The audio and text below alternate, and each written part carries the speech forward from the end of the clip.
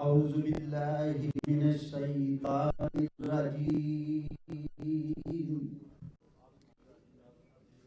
بسم اللہ الرحمن الرحیم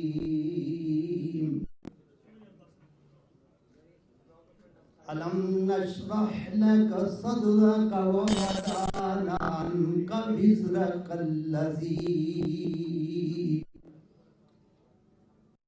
أنقض ظهرك ورفعنا لك ذكرك وإن مع العسر يسرا إن مع العسر يسرا فإذا فرغت فانصب وإلى ربك فارغب آمنت بالله صدق الله مولانا العظیم. تمام یہ حضرات ایک مرتبہ سورہ فاتحہ 3 مرتبہ سورہ اخلاص پیش کریں. بسم اللہ الرحمن الرحیم.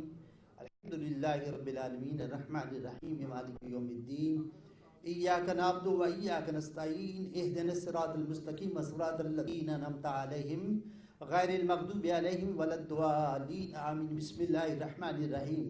قل هو اللہ احد اللہ الصمد لم یلد ولم یولد ولم یکن له کفوا احد. بسم اللہ الرحمن الرحیم. قل هو اللہ احد اللہ الصمد لم یلد ولم یولد ولم یکن له کفوا احد. بسم اللہ الرحمن الرحیم. قل هو اللہ احد اللہ الصمد لم یلد ولم یولد ولم یکن له کفوا احد. آمین. اللہم صلی علی سیدنا و مولانا محمد و اصحاب سیدنا و مولانا محمد و بارک وسلم علیہ. احکم الحاکمین رب العزت الکریم، اے رحیم و کریم مالک، جو تیرا مقدس مبارک کلام پاک پڑھا گیا تیری بارگاہ بے نیاز میں پیش کرتے ہیں، قبول و منظور فرما. اپنی بارگاہ بے نیاز میں قبولیت کے بعد حضور پر نور شافی و منشور امام الانبیاء محمد مصطفیٰ کی بارگاہ بے کس پناہ میں پیش کرتے ہیں، قبول و منظور فرما. تمام انبیاء علیہ السلام، آل رسول، صحابہ کبار کی بارگاہ میں پیش کرتے ہیں، قبول و منظور فرما. تمام اولیاء اسلام کی بارگاہ میں پیش کرتے ہیں، قبول و منظور فرما. بالخصوص قائد عوام شہید ذوالفقار علی بھٹو کی روح کو پیش کرتے ہیں، قبول و منظور فرما. قائد جمہوریت محترمہ بےنظیر بھٹو کی روح کو پیش کرتے ہیں، قبول و منظور فرما. بیگم نصف بھٹو صاحبہ کی روح کو پیش کرتے ہیں، قبول و منظور فرما. یا اللہ میر مرتضیٰ بھٹو، شاہنواز بھٹو سانیہ کراچی کے اندر، سانیہ لیاقت باغ کے اندر جو شہید ہوئے، تمام کی روح کو سال ثواب پیش کرتے ہیں، قبول و منظور فرما. اے رب العالمین اپنے حبیب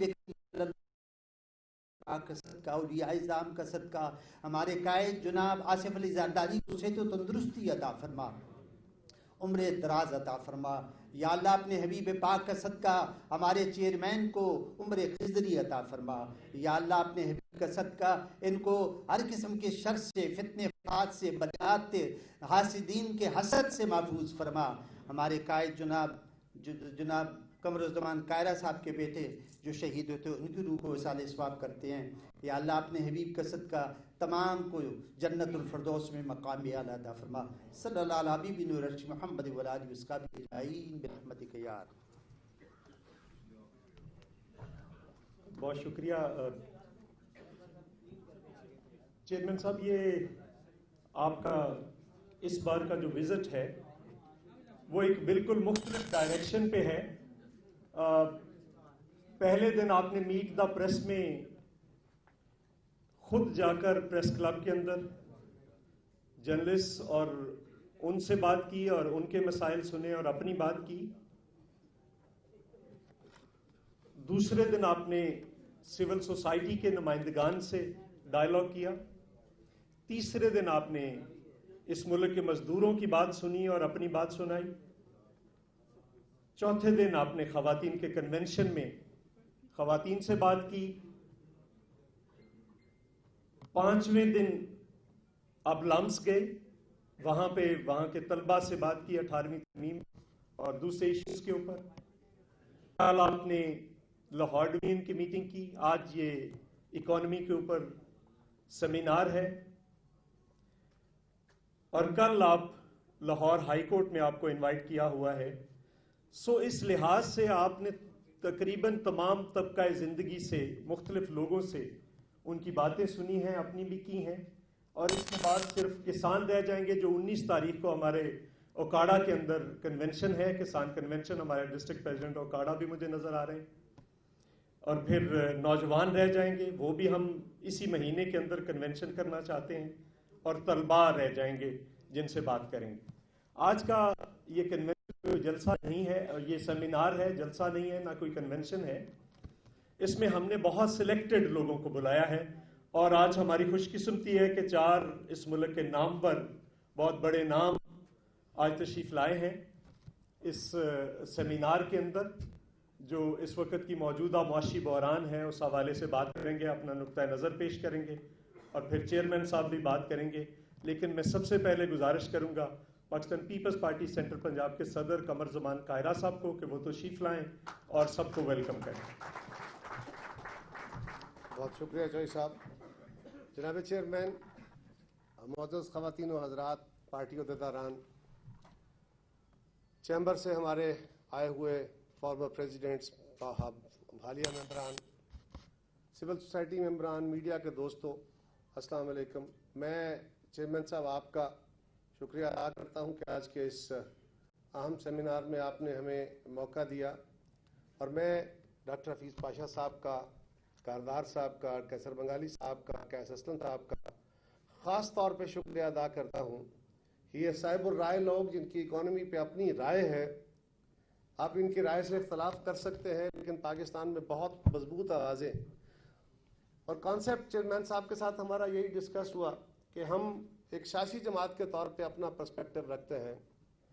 پاکستان پیپلز پارٹی کا پاکستان کی سیاست کے بارے میں، پاکستان کی اکانومی کے بارے میں ایک اپنا پرسپیکٹو ہے، ایک اپنا ماضی بھی ہے اور آج بھی ہے۔ جب جب ہم حکومتوں میں آتے رہے، ہم نے پاکستان پیپلز پارٹی کی اس معاشی فلسفی کو جو شہید بھٹو نے خواب دیکھے تھے ان کو امپلیمنٹ کیا۔ اس کے اوپر مباحثے ہوئے، لوگوں کے اختلاف ہوئے، لیکن بہت بڑی تعداد میں لوگوں کو اگر ریلیف دیے گئے تو وہ پیپلز پارٹی کے اخبار تھے۔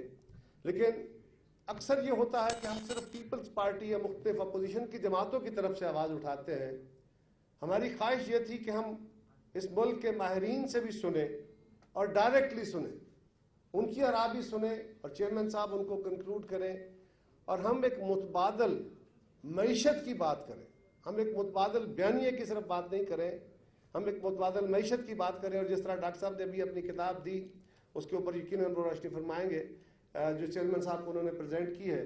تو میں آپ کا زیادہ وقت نہیں لیتا، میں اپنے معزز مہمانان کا جو آج آپ کے گیسٹ اسپیکرز ہیں ان کا، آپ سب کا، چیمبر کے دوستوں کا، اور پاکستان پیپلز پارٹی کے عہدیداران کا، میڈیا کے دوستوں کا شکریہ ادا کرتا ہوں، خاص طور پہ چیئرمین صاحب آپ کا کہ آپ نے وقت نکالا۔ اور یہی انٹریکشن ہم ورائٹی کے ساتھ، مختلف سیگمنٹس کے ساتھ کرتے رہیں گے، اور صرف ہمارا بیانیہ نہیں، انشاءاللہ وقت ثابت کرے گا کہ جو ہمارا بیانیہ ہے وہی الٹیمیٹلی مسائل کا حل نکلے گا، لیکن پھر بھی ہمیں آزادانہ آوازیں سننی ہیں۔ میں اس کے لیے آپ سب سے گزارش کروں گا کہ آپ بھی ذرا صبر کے ساتھ، اور ہمارے صرف 4 اسپیکرز ہیں، جو دیری ہوئی تھوڑی سی وہ ہماری کوتاہی اور تھوڑی سی انتظامی کمی تھی، اس کے لیے میں آپ سے بھی اور چیئرمین صاحب سے بھی اور اپنے معزز مہمانان سے بھی معذرت چاہتا ہوں۔ میں چوہے منظور صاحب سے گزارش کروں گا وہ آئیں اور اس کو آگے جاری رکھیں۔ بہت شکریہ۔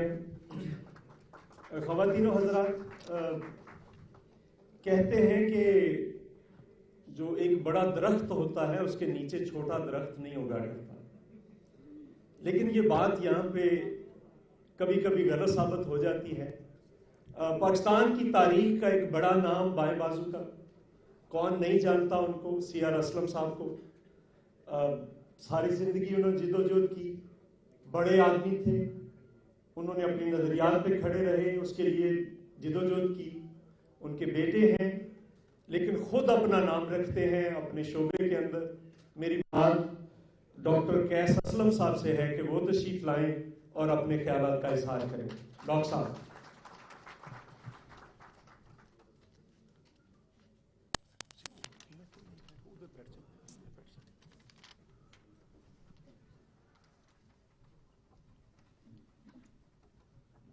السلام علیکم۔ Chairman Peoples Party mister Bilawal Bhutto Zardari, my fellow economists, ladies and gentlemen, मेरी कोशिश यही होगी कि मैं दोनों ज़बानों में बात करूं, अंग्रेज़ी में कुछ। बात यह है जी कि मैं पाकिस्तान की इकॉनमी को एक इकॉनमी नहीं देखता, मैं उसको दो इकॉनमीज़ देखता हूँ। एक वो 20% लोग जो साहब हैसियत हैं, जो यहाँ की ज़्यादातर I mean, they are the owners of the assets of this country. They are owners of business. They are owners of education. They are, and ये जो crisis हमें नज़र आ रहा है international level पे भी, कोरोना वायरस की वजह से भी, and deficits की वजह से भी, ये capitalism का इन्हीं लोगों का crisis है और वो परेशान हैं। But at the same time, वो बाकी 75-80% लोग, the people who earn less than 1,000 rupees a day, वो है जो issue है इस मुल्क का। वो इस मुल्क की इकोनॉमी के अंदर बहुत कम अपना assets के मालिक भी नहीं हैं और opportunities के मालिक भी नहीं हैं, तालीम की भी उनके बच्चों को या दी नहीं जाती या जो दी जाती है वो सब स्टैंडर्ड है।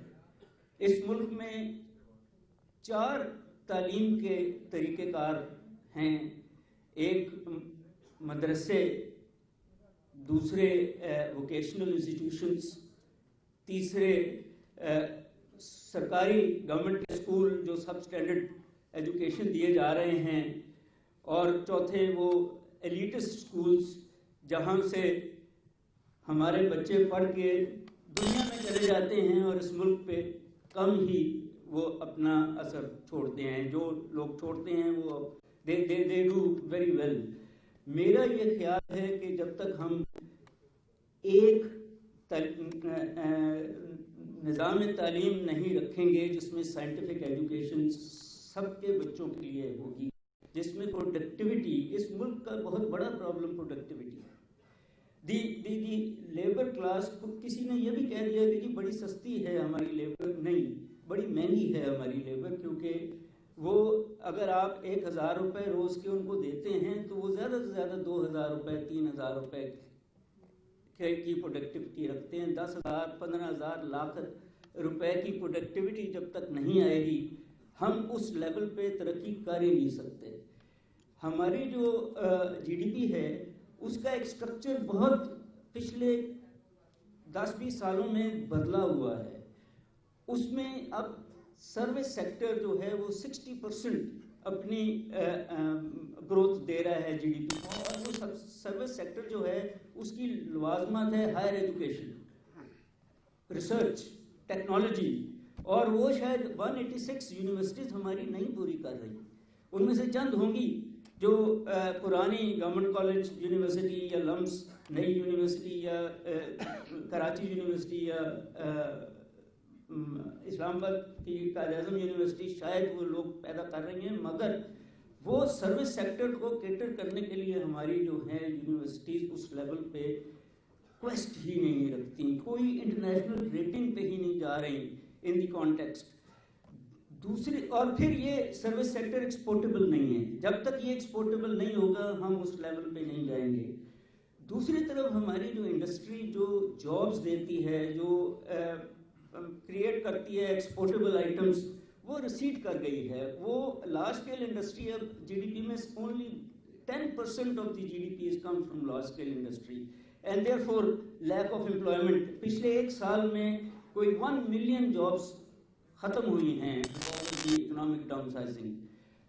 हमारे मुल्क में पिछले एक साल में कोई 2 मिलियन बच्चे 18 साल से ऊपर हो गए हैं, उनको भी जॉब चाहिए, और अगले 5 साल में ये 2-2 मिलियन और भी हमें जॉब्स चाहिए। हमें जो है वैसे भी जो हमारी अनएम्प्लॉयमेंट थी वो पर ईयर 3 मिलियन थी। एंड द इशू इज कि जब तक आप प्राइवेट सेक्टर की मदद से और गवर्नमेंट सेक्टर की मदद से डेवलपमेंट एक्सपेंडिचर नहीं करेंगे और ये जॉब्स नहीं देंगे, ये क्राइसिस हल नहीं होगा। ये ग्रोथ रेट में हम उस लेवल पे जा ही नहीं सकते। ہماری جو اسمال اسکیل انڈسٹری ہے جو ایکچولی دنیا کی بیک بون بن چکی ہے وہ صرف 1% GDP کا حصہ ہے اور وہ گرو نہیں کر رہی. مائننگ 9% ہے. مگر جو سب سے انٹرسٹنگ بات ہے کہ ہم بہت انحصار کرتے تھے آن ایگریکلچر، جو ہم کہتے تھے backbone of our economy ہے، وہ ریسیڈ کر کے 11% پہ آئی ہے، اور اس 11% کا 60% جو ہے وہ کیٹل فارمنگ ہے.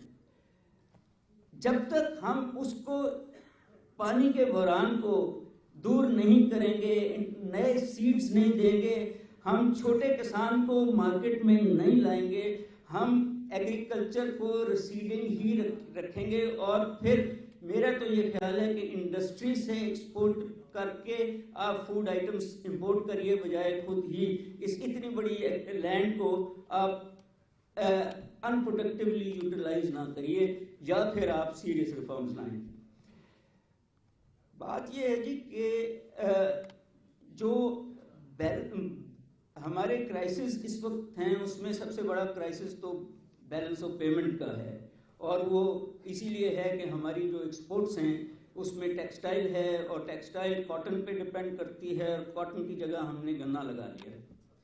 ہم جو ہے ٹیکسٹائل کو انٹرنیشنل لیول پہ چند پروڈکٹس کے علاوہ ڈیورسیفائی نہیں کر سکے، ہم انجینئرنگ سیکٹر کو ایکسپورٹیبل نہیں بنا سکے، ہم لائٹ انجینئرنگ سیکٹر کو اس لیول پہ نہیں لے جا سکے، اگین کیونکہ ہمارے مزدور کی سکلز انٹرنیشنل لیول پہ ہے ہی نہیں. اس کے علاوہ جو ہے میں ایک بہت پرانی بات کرنے لگا ہوں کہ پاکستان بننے سے پہلے اور پاکستان بننے کے بعد کنال کالونیز تھیں، وہ علاقے جہاں ہماری ایگریکلچر، جہاں ہماری ایجوکیشن، جہاں ہماری سڑکیں، جہاں ہمارے انسٹیٹیوشنز ڈیولپ ہوئے. آج بھی وہ علاقہ جو کنال کالونیز کے قریب نہیں آتا، نہ وہاں بجلی گئی ہے، نہ وہاں سڑک گئی ہے، نہ وہاں ایجوکیشن گئی ہے، نہ وہاں اپرچونیٹیز گئی. ہمیں سارے ملک کو اس لیول پہ لے کے آنا ہے، اور اس کے لیے اب سوال یہ ہے کہ کتنا. اب آپ دیکھیں کہ آپ کا جو بجٹ ہے اس کا اب آلموسٹ 45% اب ہم ڈیٹ سروسنگ کرتے ہیں. کہیں ہمیں یہ مسئلہ سالو کرنا پڑے گا، ہمیں کہیں موریٹوریم کرنا پڑے گا، کہیں ہمیں 10-20 سال کے لیے کہنا پڑے گا جن سے ہم نے قرضے لیے ہوئے کہ ہم ابھی یہ پیسہ، اگر اس کا آدھا بھی ہم half of this if it is spent on the development of this country, things would change. اس کے علاوہ ہماری ڈیفینس ہے which is very important. ہم ہر بارڈر پہ چائنا کے علاوہ شاید کوئی نہ کوئی تھریٹ رکھتے ہیں. It is important but at the same time scientific defence at the cost of unscientific defence is very important. میرا خیال ہے کہ یہ وقت آ گیا کہ ہم اپنے دوستوں سے، اپنے ہمساؤں سے دوستی کریں، ٹریڈ بڑھائیں، اپرچونٹیز کریٹ کریں ان کے لیے بھی اور اپنے لیے بھی، اور پھر ہمیں یہ جو ایکسپینڈیچر ہے شاید کرٹیل کرنے کا موقع مل جائے، اس سے پہلے نہیں ملے گا. وہ ریسٹرینٹس ہیں. ایک اور ریسٹرینٹ آ گئی آپ کے اوپر، اور وہ ہے climate change. That is one of the biggest restraint this country has. آپ کے کسان کو پتہ ہی نہیں لگا کہ بارشیں کب ہوں گی، ڈراؤٹ کب آئے گا. اور میں ایک بات کہنے لگا ہوں سر کہ we cannot go into the 21st century with laws and institutions of 19th century. You will have to change these laws. You will have to change these institutions. You will not depend on these 19th century mind frame of the bureaucrats. You will have to create technocrats, and that again comes back to institutional reforms. I don't think I will take more of your time. Thank you very much.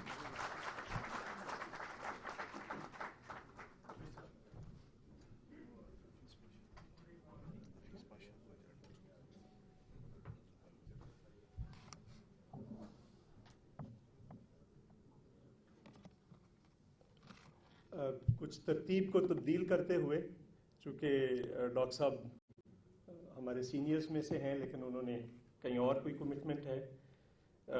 آپ نے بہت نام سنا ہوگا، پڑھا ہوگا، T V پہ سنا ہوگا.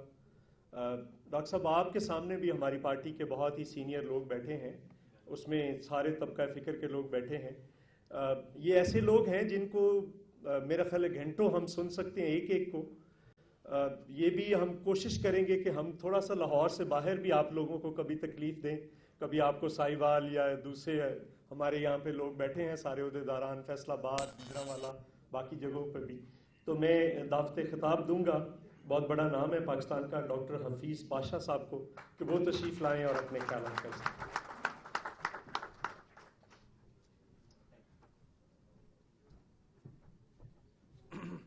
بسم اللہ الرحمن الرحیم.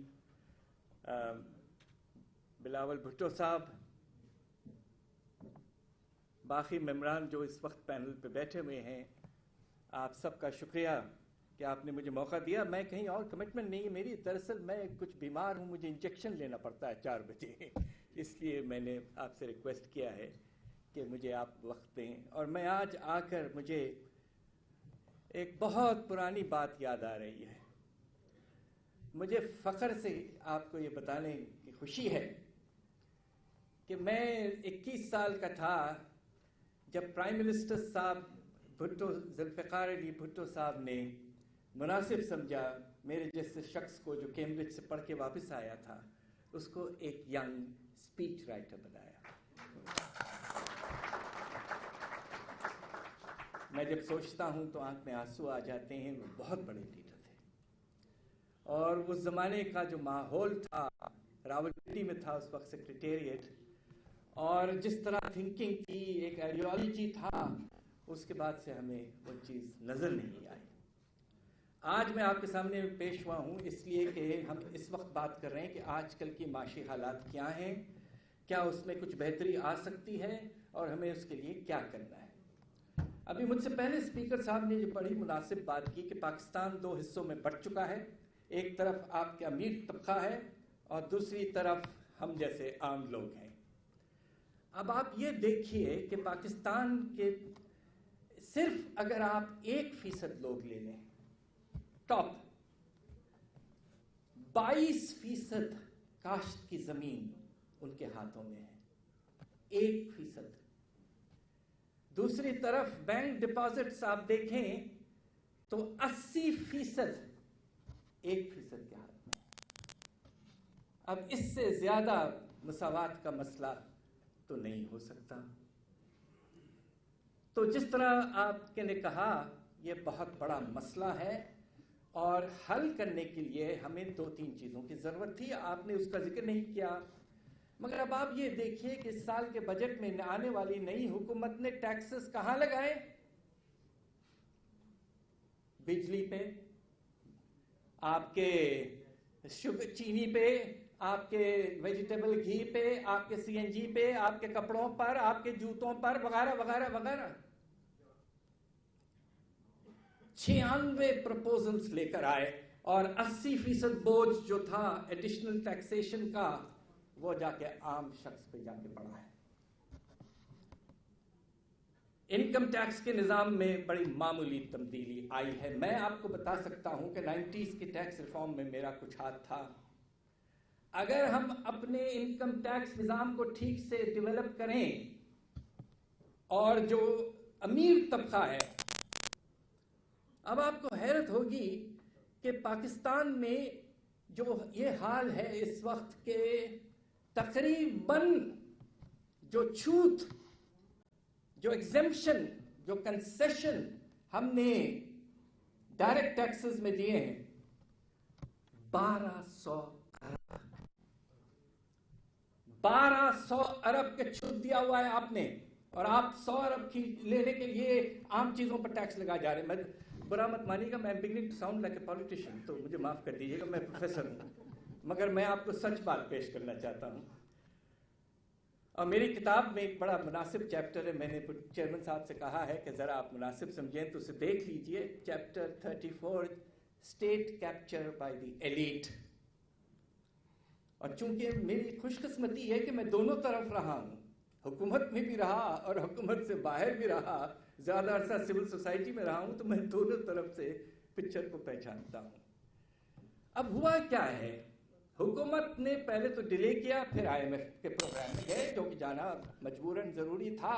ہمارا سالانہ خسارہ جو ہے وہ تقریباً 25 سے 26 ارب ڈالر تک جا چکا تھا. میں ہر سال 25 سے 26 ارب ڈالر کی ضرورت تھی اور ہمارے ایکسپورٹ کل 24.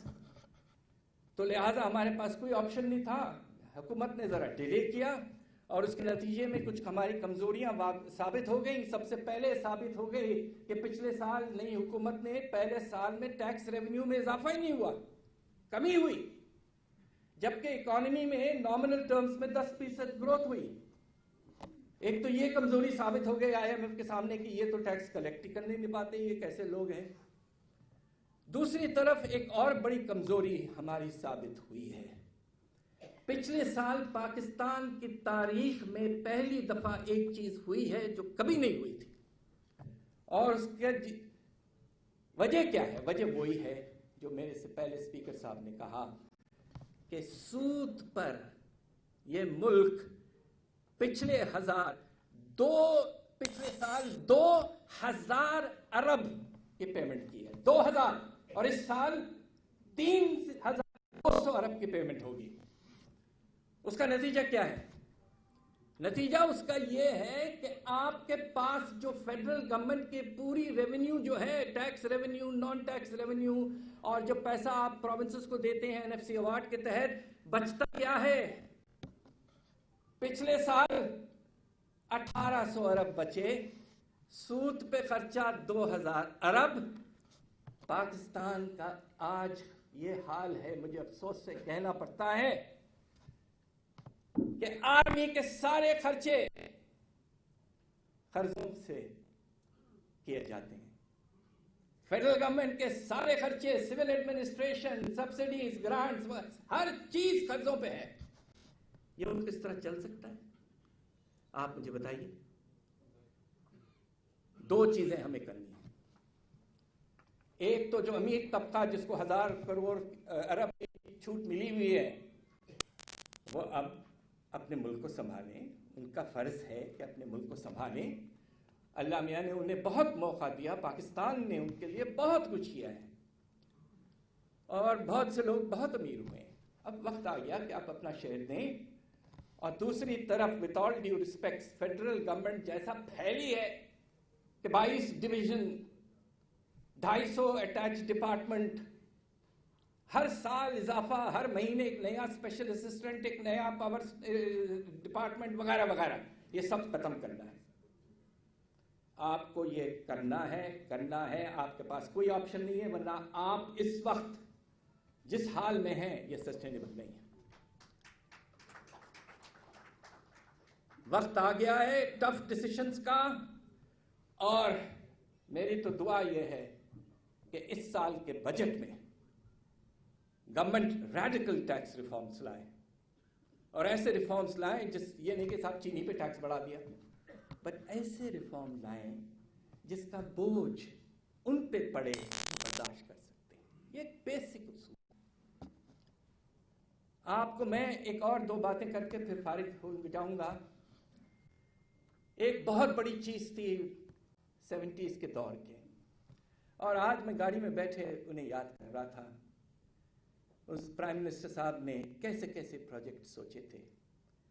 انڈس ہائی وے کا اس وقت انہوں نے سوچا تھا, اور سی پیک کا جو کوریڈور ہے وہ ویسٹرن ہونا چاہیے تھا, ایسٹرن نہیں ہونا چاہیے تھا, اور that would have been the Indus highway. Port Qasim, Pipri marshalling yard, steel mill, Tarbela atomic plant investment, یہ کنہوں نے کیا تھا؟ وہ دور اندیز ایک ہمارے لیڈر تھے جنہوں نے کیا تھا.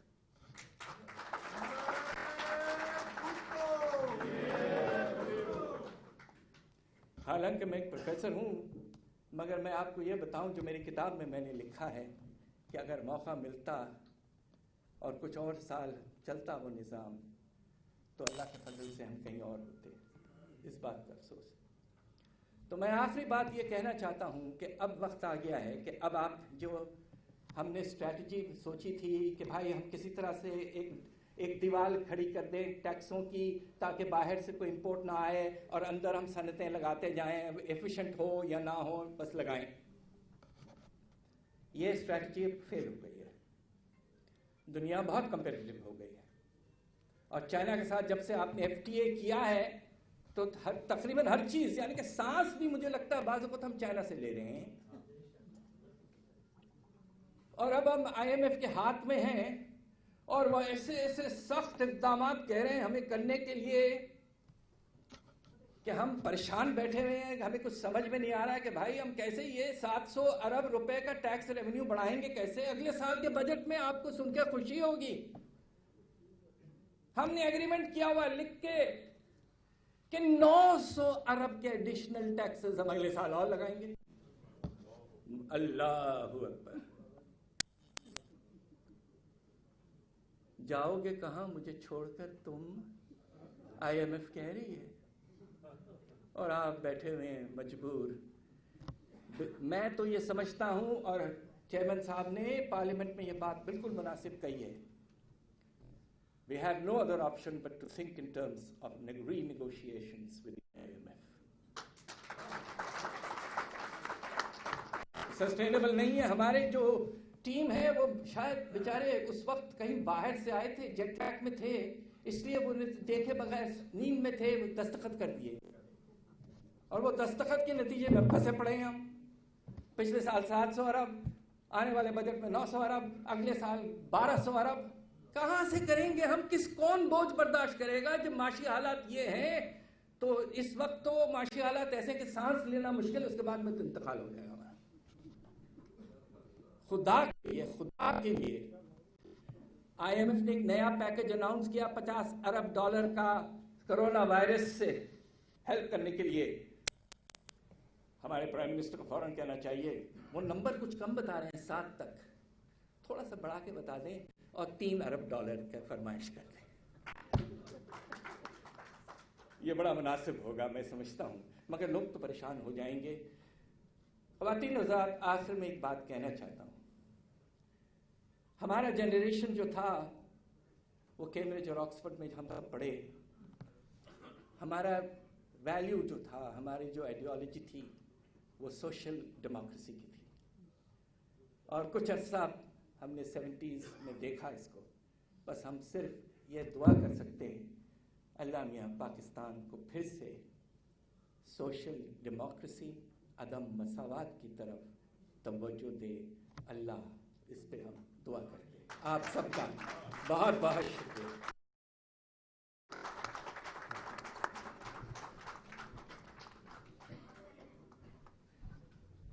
بہت شکریہ ڈاکٹر، آپ نے بہت ہی اپنی قیمتی آراء سے نوازا ہمیں، اور ہم امید کرتے ہیں کہ آئندہ بھی آپ یہ ٹائم ہمیں دیتے رہیں گے. خواتین و حضرات، ایک پروگرام کے بارے میں آپ نے بہت سنا ہوگا، اور خاص کر پیپلز پارٹی اور پیپلز پارٹی کے مخالفین بھی. بے نظیر انکم سپورٹ پروگرام کے بارے میں آپ سب لوگ جانتے ہیں، لیکن بہت ہی کم لوگوں کو پتا ہے کہ اس وقت جو ڈیزائن کیا تھا وہ سنگل ہینڈڈلی ہمارے ایک دوست اس پینل میں موجود ہیں، انہوں نے کیا تھا.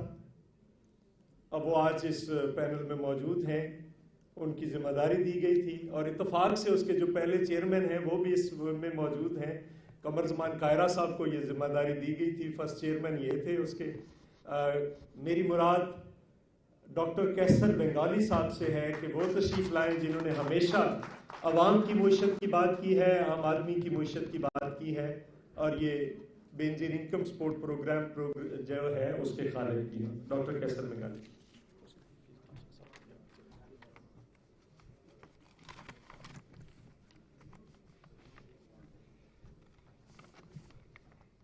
السلام علیکم. یہ روایت ہے کہ میں شکریہ ادا کروں یہاں کا کہنے کا، لیکن میں نہیں سمجھتا مجھے شکریہ ادا کرنا چاہیے. یہ میری پارٹی ہے اور میں گھر آیا ہوں.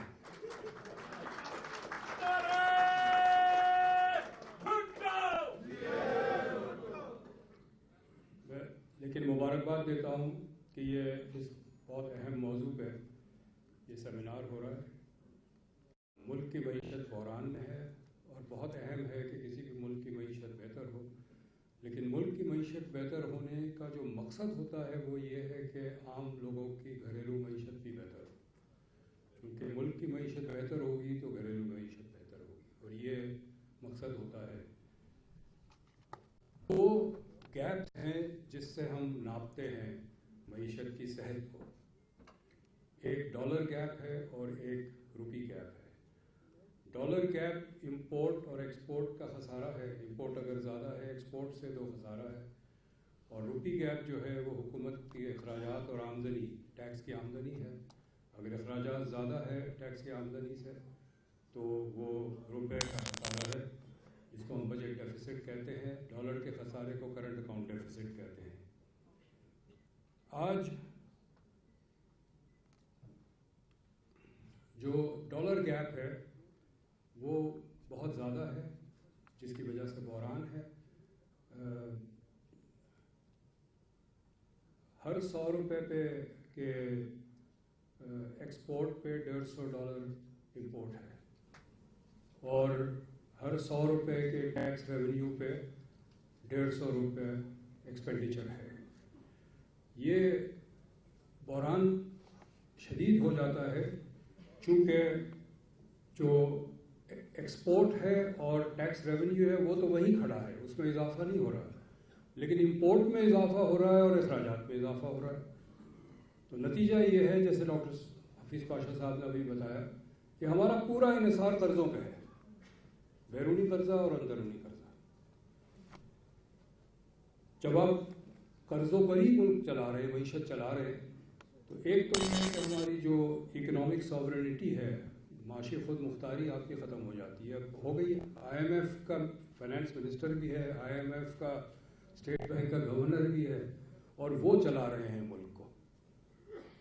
ساتھ ساتھ جب معاشی خود مختاری ختم ہوتی ہے تو سیاسی خود مختاری بھی ختم ہوتی ہے، اور وہ ختم ہوتی ہوئی نظر آتا ہے۔ سعودی عرب جیسا ملک ہمیں کہتا ہے کہ وزیر اعظم ملیشیا نہیں جائیں گے، اور ہم کہتے ہیں اچھا جی نہیں جائیں گے۔ تو جب آپ محتاج ہوتے ہیں تو پھر اس وقت آپ ہے نیوکلر پاور، لیکن خود مختاری نہیں ہے، سوورنٹی نہیں ہے۔ ہم کس طرح ڈالر گیپ کو اس وقت مینیج کر رہے ہیں؟ آج کی حکومت جو ہے ہاٹ منی اٹریکٹ کر کے، کہ لوگ پیسہ لائیں ستے بازی کے ذریعے اور رکھیں پیسے ہمارے بینک میں، اور ہم بتائیں کہ ہمارے ریزروز بہت بڑھ گئے۔ امریکہ میں 1.5% انٹرسٹ ریٹ ہے، ہمارا 13.25% ہے۔ تو وہاں سے قرضہ لے کے یہاں رکھتے ہیں اور کماتے ہیں۔ یہ اس پیسے سے کوئی انویسٹمنٹ نہیں ہوتی، ہماری قومی آمدنی میں کوئی اضافہ نہیں، صرف ٹرانسفر آف ریسورسز ہے، اور فائدہ صرف غیر ملکی ستے باز ہے جو اس سے اٹھا رہے ہیں۔ روپی گیپ ہم کس طرح گیپ کرنا چاہتے ہیں؟ ٹیکس بڑھاؤ، اور اس پہ بڑی شدید کوشش ہو رہی ہے، دھمکیاں دی جا رہی ہیں، گرفتاریاں کی جا رہی ہے۔ یہ بھی کہا گیا کہ بینک لاکر سیز کر دیے جائیں گے۔ مجھے ایسا لگتا ہے کہ FBR کا بی جو ہے وہ بھتا ہے، ٹیکس نہیں ہے۔ اب میں یہاں ایک بات کرنا چاہتا ہوں جو شاید مختلف ہے جو باقی اکانومسٹ سب کرتے ہیں۔ میں سمجھتا ہوں کہ پاکستان کی معیشت اتنی کمزور ہے کہ اب ٹیکس اس سے مزید حاصل کرنے کی گنجائش نہیں ہے۔ آپ اس سے ٹیکس حاصل نہیں کر سکتے۔ اگر مزید کوشش کریں گے، آلریڈی کئی کارخانے اور کاروبار بند ہو گئے، اگر آپ مزید دباؤ ڈالیں گے اور بند ہو جائیں گے، یعنی معیشت کمزور ہوتی چلی جائے گی جتنا آپ ٹیکس جمع کرنا چاہیں گے۔ ایک بہت ڈاکٹر حفیظ پاشا نے بھی بات کی، میری رائے تھوڑی مختلف ہے، اور میں ڈاکٹر صاحب چلے گئے ہیں، ڈاکٹر صاحب میرے استاد تھے، میرے PhD ایڈوائزر تھے ڈاکٹر حفیظ پاشا۔ یہ صحیح ہے کہ اس ملک میں بہت امیر لوگ ہیں جو ٹیکس نہیں دیتے، اور انصاف کا تقاضا ہے کہ ان کو ٹیکس دینا چاہیے، لیکن جو میکرو اکنامک پالیسی جب ہم بناتے ہیں تو ہمیں یہ دیکھنا چاہیے کہ ہم یہ ٹیکس نافذ کر کے سب سے جائز طریقے سے ٹیکس لینے کے بعد رقم کتنی آئے گی؟ رقم بہت نہیں آئے گی۔ رقم بہت اس لیے نہیں آئے گی سر کہ اس ملک میں امیر لوگ بہت کم ہیں تعداد کے حوالے سے۔ ہمیں دولت نظر آتی ہے، گاڑیاں ہیں، بڑے بڑے محل نما گھر ہیں، 5 اسٹار ریسٹورنٹس میں باہر لائن لگی ہوتی ہے، شاپنگ مالز بھرے ہوئے ہیں، لیکن پیسہ بہت کم لوگوں کے پاس ہے۔ گورنمنٹ جو ہے، حکومت جب ٹیکس جمع کرتی ہے وہ 1000 टैक्स पेयर की बुनियाद पे अपना रेवेन्यू नहीं जमा कर सकती, तो टैक्स का पोटेंशियल नहीं है। हम बड़े ज़मींदारों की भी बात करते हैं और मैं भी सारी अपनी करियर में बात करता रहा, लेकिन अब मैं इस नतीजे पे पहुंचा हूँ टैक्स का भी टोटल रेवेन्यू पोटेंशियल नहीं है। इस मुल्क में 1000 से ज़्यादा बड़े ज़मींदार नहीं है। क्या हर ज़मींदार से सालाना 1 अरब रुपया तो नहीं लेंगे ना?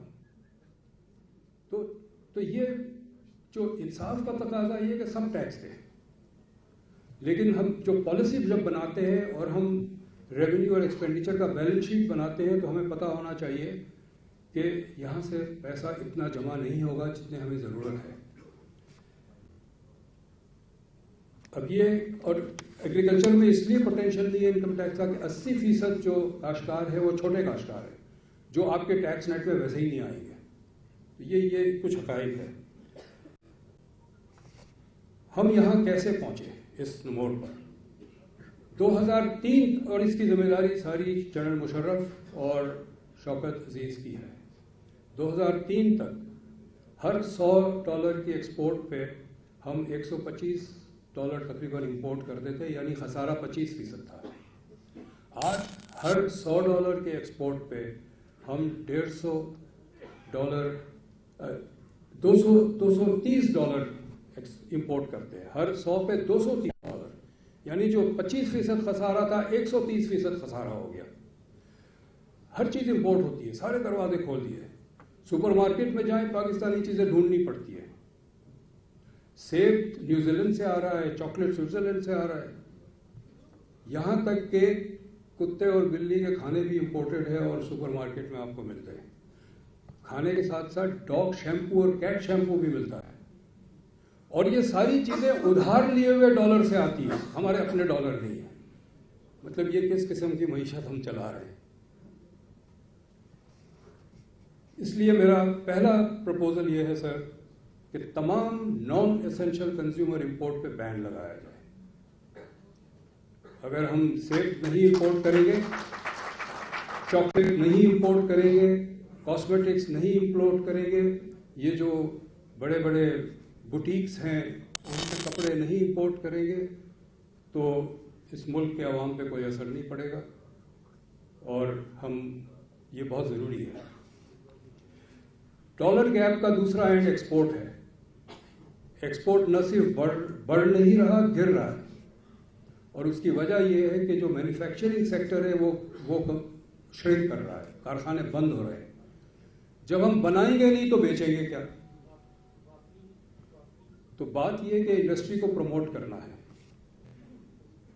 हमारे यहाँ इस वक्त रुझान है कि इंडस्ट्रियलिस्ट अपने कारखाने बंद करके स्टॉक मार्केट में, प्रॉपर्टी मार्केट और कमोडिटी मार्केट में खेलते हैं, सट्टेबाजी से पैसे बनाते हैं। हमने पाकिस्तान का एक प्रोडक्टिव इकोनॉमी को कमज़ोर करके हमने एक कसिनो इकोनॉमी बना दिया है। इसको रिवर्स करना पड़ेगा और पाकिस्तान को वापस एक प्रोडक्टिव इकोनॉमी बनाना पड़ेगा।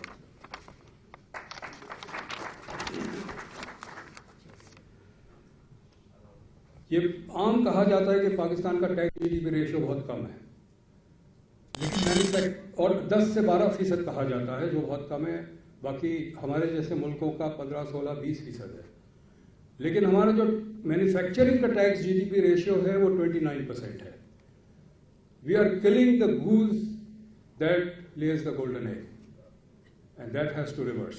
We have to bring down the tax rate for manufacturing. एक तो ये करना है।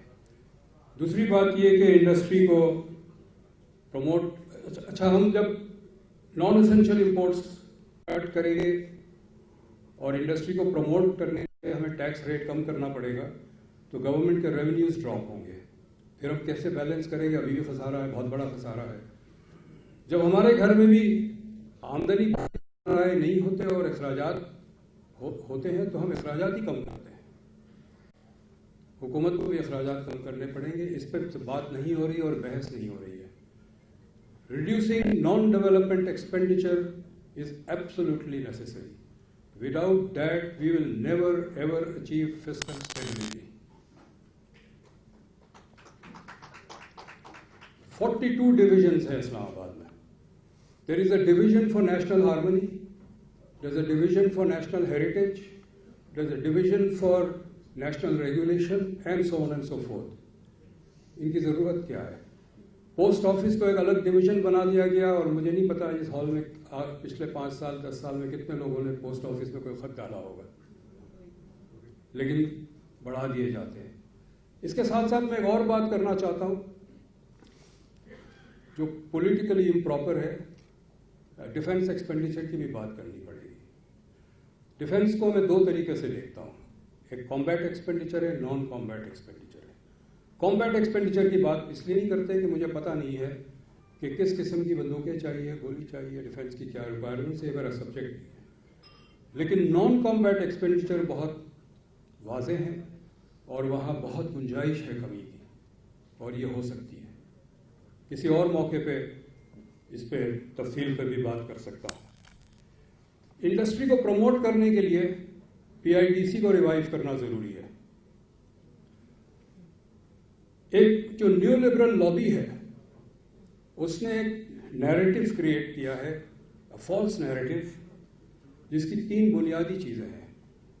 एक ये है कि जो 1970s की नेशनलाइजेशन है इसने पाकिस्तान की मईशत को नुकसान पहुंचाया, और ये जनरली एक्सेप्ट कर लिया गया है।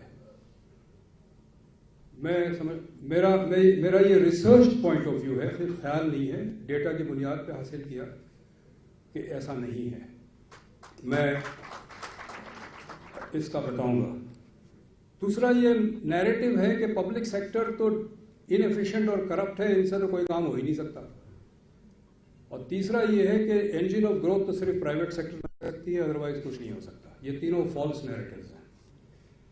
पहला जो है नेशनलाइजेशन का, 1971 में जब मुल्क टूटा है, हम जंग हारे हैं, 90,000 हमारे फौजी कैदी थे इंडिया में, तो जो 22 खानदान थे, और मैं थोड़ी बहुत वसूख से ये बात कर सकता हूँ क्योंकि उसमें एक फैमिली हमारे रिश्तेदार थे, बल्कि है, वो सारे मुल्क से भागने को तैयार थे कि अब इस मुल्क में ये इकॉनमी ख़त्म हो गई है, जंग हार गए हैं, इस पाकिस्तान से जूट की इनकम जो थी फॉरेन एक्सचेंज की वो नहीं है, तो फॉरेन एक्सचेंज कहाँ से आएगा? दे were all prepared to leave the country.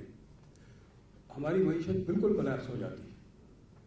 लेकिन जब मैंने आदाद शुमार देखना शुरू किया, और आपसे भी मैं कहता हूँ, आप देख सकते हैं, 1972-73 में द इकॉनमी पिक्ड अप,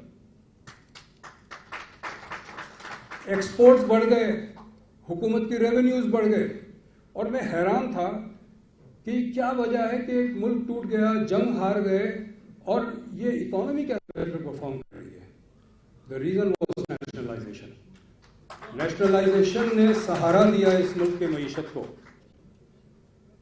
और उसके बाद जो शहीद जुल्फ़िकार अली भुट्टो की हुकूमत की पब्लिक इन्वेस्टमेंट की पॉलिसी थी, तो पब्लिक सेक्टर को एक्सपेंड किया, तो आप वो पूरे 5 साल देखे, मैसिव ग्रोथ इन एम्प्लॉयमेंट,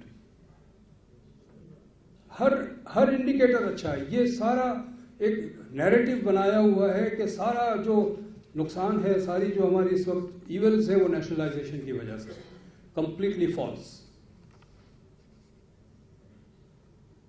और 1970s के जो पब्लिक इन्वेस्टमेंट्स हैं, डॉक्टर पाशा ने भी अभी जिक्र किया, बड़े बड़े इन्वेस्टमेंट्स हैं, स्टील मिल है, heavy mechanical complex, heavy electrical complex, Indus highway, port Qasim, ये वो इन्वेस्टमेंट्स हैं जो आज भी सहारा दे रहे हैं मईशत को इस कमजोरी के आलम में भी। दूसरा कि सिर्फ प्राइवेट सेक्टर ही डेवलप कर सकती है, ये भी गलत है। पाकिस्तान में इंडस्ट्री की बुनियाद PIDC ने डाली है, प्राइवेट सेक्टर ने नहीं डाली है। PIDC इंडस्ट्री सेटअप करता था 1950s और 1970s में, उसको कमर्शियल लेवल पे ला के फिर प्राइवेट सेक्टर को हैंड ओवर करता था। ये मैं अपनी तरफ से नहीं बता रहा हूँ, आप लोग जाके तारीख देखें, आप इसको कर सकते हैं। ये जितने 22 खानदान पाकिस्तान के पैदा हुए थे 1960s के, इन सब की इंडस्ट्रीज PIDC से खरीदी हुई थी, और आज हमें ये वापस मॉडल रीइंट्रोड्यूस करना है, क्योंकि प्राइवेट सेक्टर बहुत कमज़ोर है। हमारी प्राइवेट सेक्टर ने पिछले 40 साल में प्रोडक्टिव सेक्टर में इन्वेस्टमेंट नहीं की है। एंटरप्रेन्योर वो होता है जो पे बैक पीरियड 5 साल 10 साल का इन्वेस्ट करें। वो शख्स जो 6 महीने का पे बैक पीरियड चाह रहा है वो एंटरप्रेन्योर नहीं है, वो दुकानदार है। तो जब एंटरप्रेन्योर नहीं है तो कौन इन्वेस्ट करेगा? रियासत को करनी पड़ेगी, रियासत को वापस आना पड़ेगा। और PIDC लेकिन ये भी हमें पहचानना चाहिए कि पब्लिक सेक्टर की कैपेसिटी वो नहीं है जो अब है। तरबेला डैम, मंगला डैम, उसके साथ 1 लाख किलोमीटर कनाल्स और वाटर कोर्सेज जो है, ये पूरा पब्लिक सेक्टर ने बनाया। Public sector conceived it, planned it, designed it and constructed it. लेकिन आज ये कैपेसिटी नहीं है। तो हम फिर जो है एक मॉडल अडॉप्ट करें जो प्राइवेट सेक्टर के साथ है, public capital and private management, जो पीपल्स पार्टी ने सिंध में बहुत कामयाबी से अडॉप्ट किया है और एक मॉडल है। पाकिस्तान एक अमीर मुल्क है वसाइल के हवाले से, हम गरीब नहीं हैं। ये गलत पॉलिसी ने हमें इस जगह उतारा है कि हम जगह जगह जाके भीख मांग रहे हैं। हम एक अमीर मुल्क हैं, लेकिन ये जो न्यू लिबरल फिलॉसफी है, इसको हमें 12 फुट की कब्र में दफन करना पड़ेगा। और शहीद जुल्फ़िकार अली भुट्टो की जो रोटी कपड़ा मकान और सोशल डेमोक्रेसी की फिलॉसफी है, ये दोबारा हमें बहाल करना पड़ेगा। जी भुट्टो।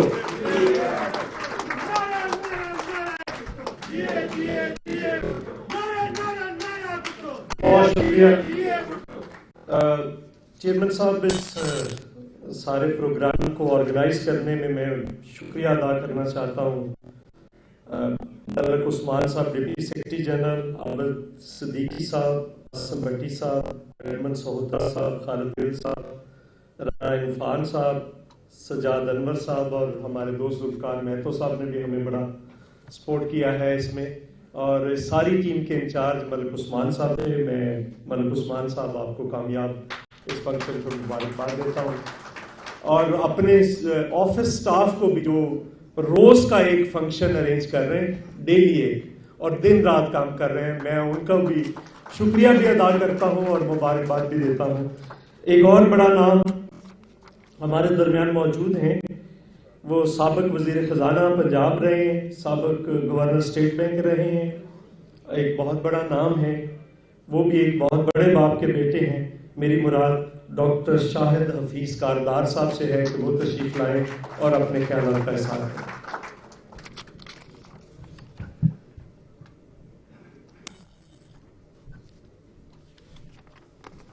अच्छा जी, भुट्टो साहब, मंजूर साहब, एहतजाज एहसन साहब, कमर जमान कारा साहब,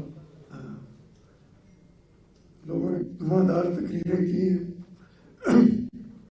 मैं क्योंकि उस बैकग्राउंड से नहीं हूँ धुआंधार तकरीर करने वालों में से, तो मैं थोड़ी सी वही बातें करना चाहूँगा। कैसे बंगाली साहब से कुछ चीज़ों पे मुतफिक हूँ और कुछ चीज़ों पे इख्तलाफ है, पर इस वक्त उस पर नहीं जाऊँगा। आज जो जिन चीज़ों से हम दो चार हैं, उस पर बात पहले कर ली जाए और फिर हल की तरफ आए जाए। हम माने ना माने एक IMF प्रोग्राम आज है, ठीक, अच्छा। मुश्किल वहाँ से शुरू हुई कि जी हमने उसको बेहतर निगोशिएट नहीं किया। मैं कहना क्या चाह रहा हूँ मिसाल के तौर पे कि अगर आप किसी डॉक्टर के पास जाते हैं, वो हमारी डॉक्टर ही बना हुआ था ना, आप डॉक्टर के पास जाते हैं, वो आपको कहता है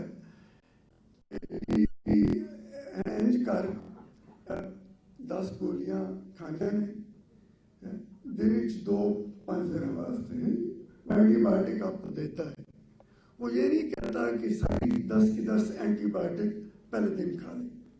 हुआ ये है कि IMF प्रोग्राम ये आया कि उन्होंने कहा जो कुछ करना पहले साजिश कर लें, ठीक। सो हम फंस वहां गए कि हमने सबसे पहले ये काम शुरू किया और हम मान लिया कि सारा कुछ पहले साल ही करना। ये मसाइल आज के नहीं है। मैं ये नहीं कह रहा कि ये मसले हल नहीं करने थे, सिम्त पे झगड़ा नहीं है, ये चीजें करने वाली थी। बुनियादी जो हमने इस्लाहात लानी थी वो लाने की जरूरत تھی کہ 35-40 سال کا جو ہم کہتے ہیں نا ملبہ ہے، ملبہ راتوں رات نہیں ٹھیک ہو سکتا. یہ نہ IMF دیکھنے کو تیار تھا، اور وجوہات ہم سب کو پتہ ہے. وجہ یہ تھی کہ بڑا صاحب امریکہ میں ناراض تھا، اور وہ ناراض چین کے حوالے سے بھی تھا. وہ ناراض ہے، اور اس نے 2 کام کیے. اس نے کہا جی پہلی بات یہ کہ انہوں نے پیسے کاٹتے ہیں، ٹھیک ہے، کہ یہ وہ اپنے مسائل کا حل اتنی آسانی سے نکال نہ سکے. اور دوسرا یہ تھا کہ آپ جائیں گے اور چینیوں کو کہیں گے کہ جو ان نے پیسے دیے ہیں وہ آپ، جس کو ہم رول اوور کہتے ہیں، ری شیڈول کہتے ہیں، وہ کراؤ. ٹھیک. سو مسئلے کا حل یہی تھا کہ تھوڑا سا وقت ہمیں مل جاتا اپنی اصلاحات کے لیے. ٹھیک ہے جی. اس کی وجہ سے جو ہدف تھے وہ میں سمجھتا ہوں کہ وہ بڑے ڈیمانڈنگ ہم نے کر دیا. اور مثال کے طور پہ صرف اس سال میں اب جو 6 ماہ رہ گئے ہیں اس میں کہہ رہے ہیں کہ اپنا جو آپ کا ٹیکس کا ریونیو ہے وہ 53% بڑھا لو. 53% بڑھا لو اگلے 6 ماہ. دوسرا انہوں نے یہ کہا سود کی شرح، اور اس پہ میں بعد میں آؤں گا. اب آ جاتے ہیں کہ ان نے جو ٹیکس کے نظام پہ انہوں نے کہا اس وقت آپ نے سنا ہوگا ٹیکس کا GDP کے حوالے سے جو ریشیو ہے، انہوں نے کہا جی کہ 11.6% ہے، اس کو آپ نے 16.7% کرنا ہے 3 سال میں. ٹھیک ہے. اچھا میں کہہ رہا ہوں، میں آپ کو مثال دے رہا ہوں 3-4 ملکوں کی جو ہم سے کہیں زیادہ امیر ہے. ملیشیا کا 15.2 ہے، ہمیں کیا کہہ رہے ہیں 16.7 کر. ٹھیک. انڈیا جس کا 75% فی کا آمدن ہم سے زیادہ ہے، ان کا ہے 16%. کہہ رہے ہیں 16، ہماری پر فی کا آمدن ان سے کہیں کم ہے. سری لنکا جس کی ہمارے کے مقابلے میں فی کا آمدن 3 گنا ہے، ان کا ہے 11.9%.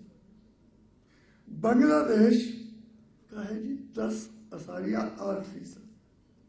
ہمیں کہہ رہے ہیں نہیں 3 سال 16.7% کا ناممکن، خاص طور پہ اگر ہم فی کا آمدن اپنی دیکھیں.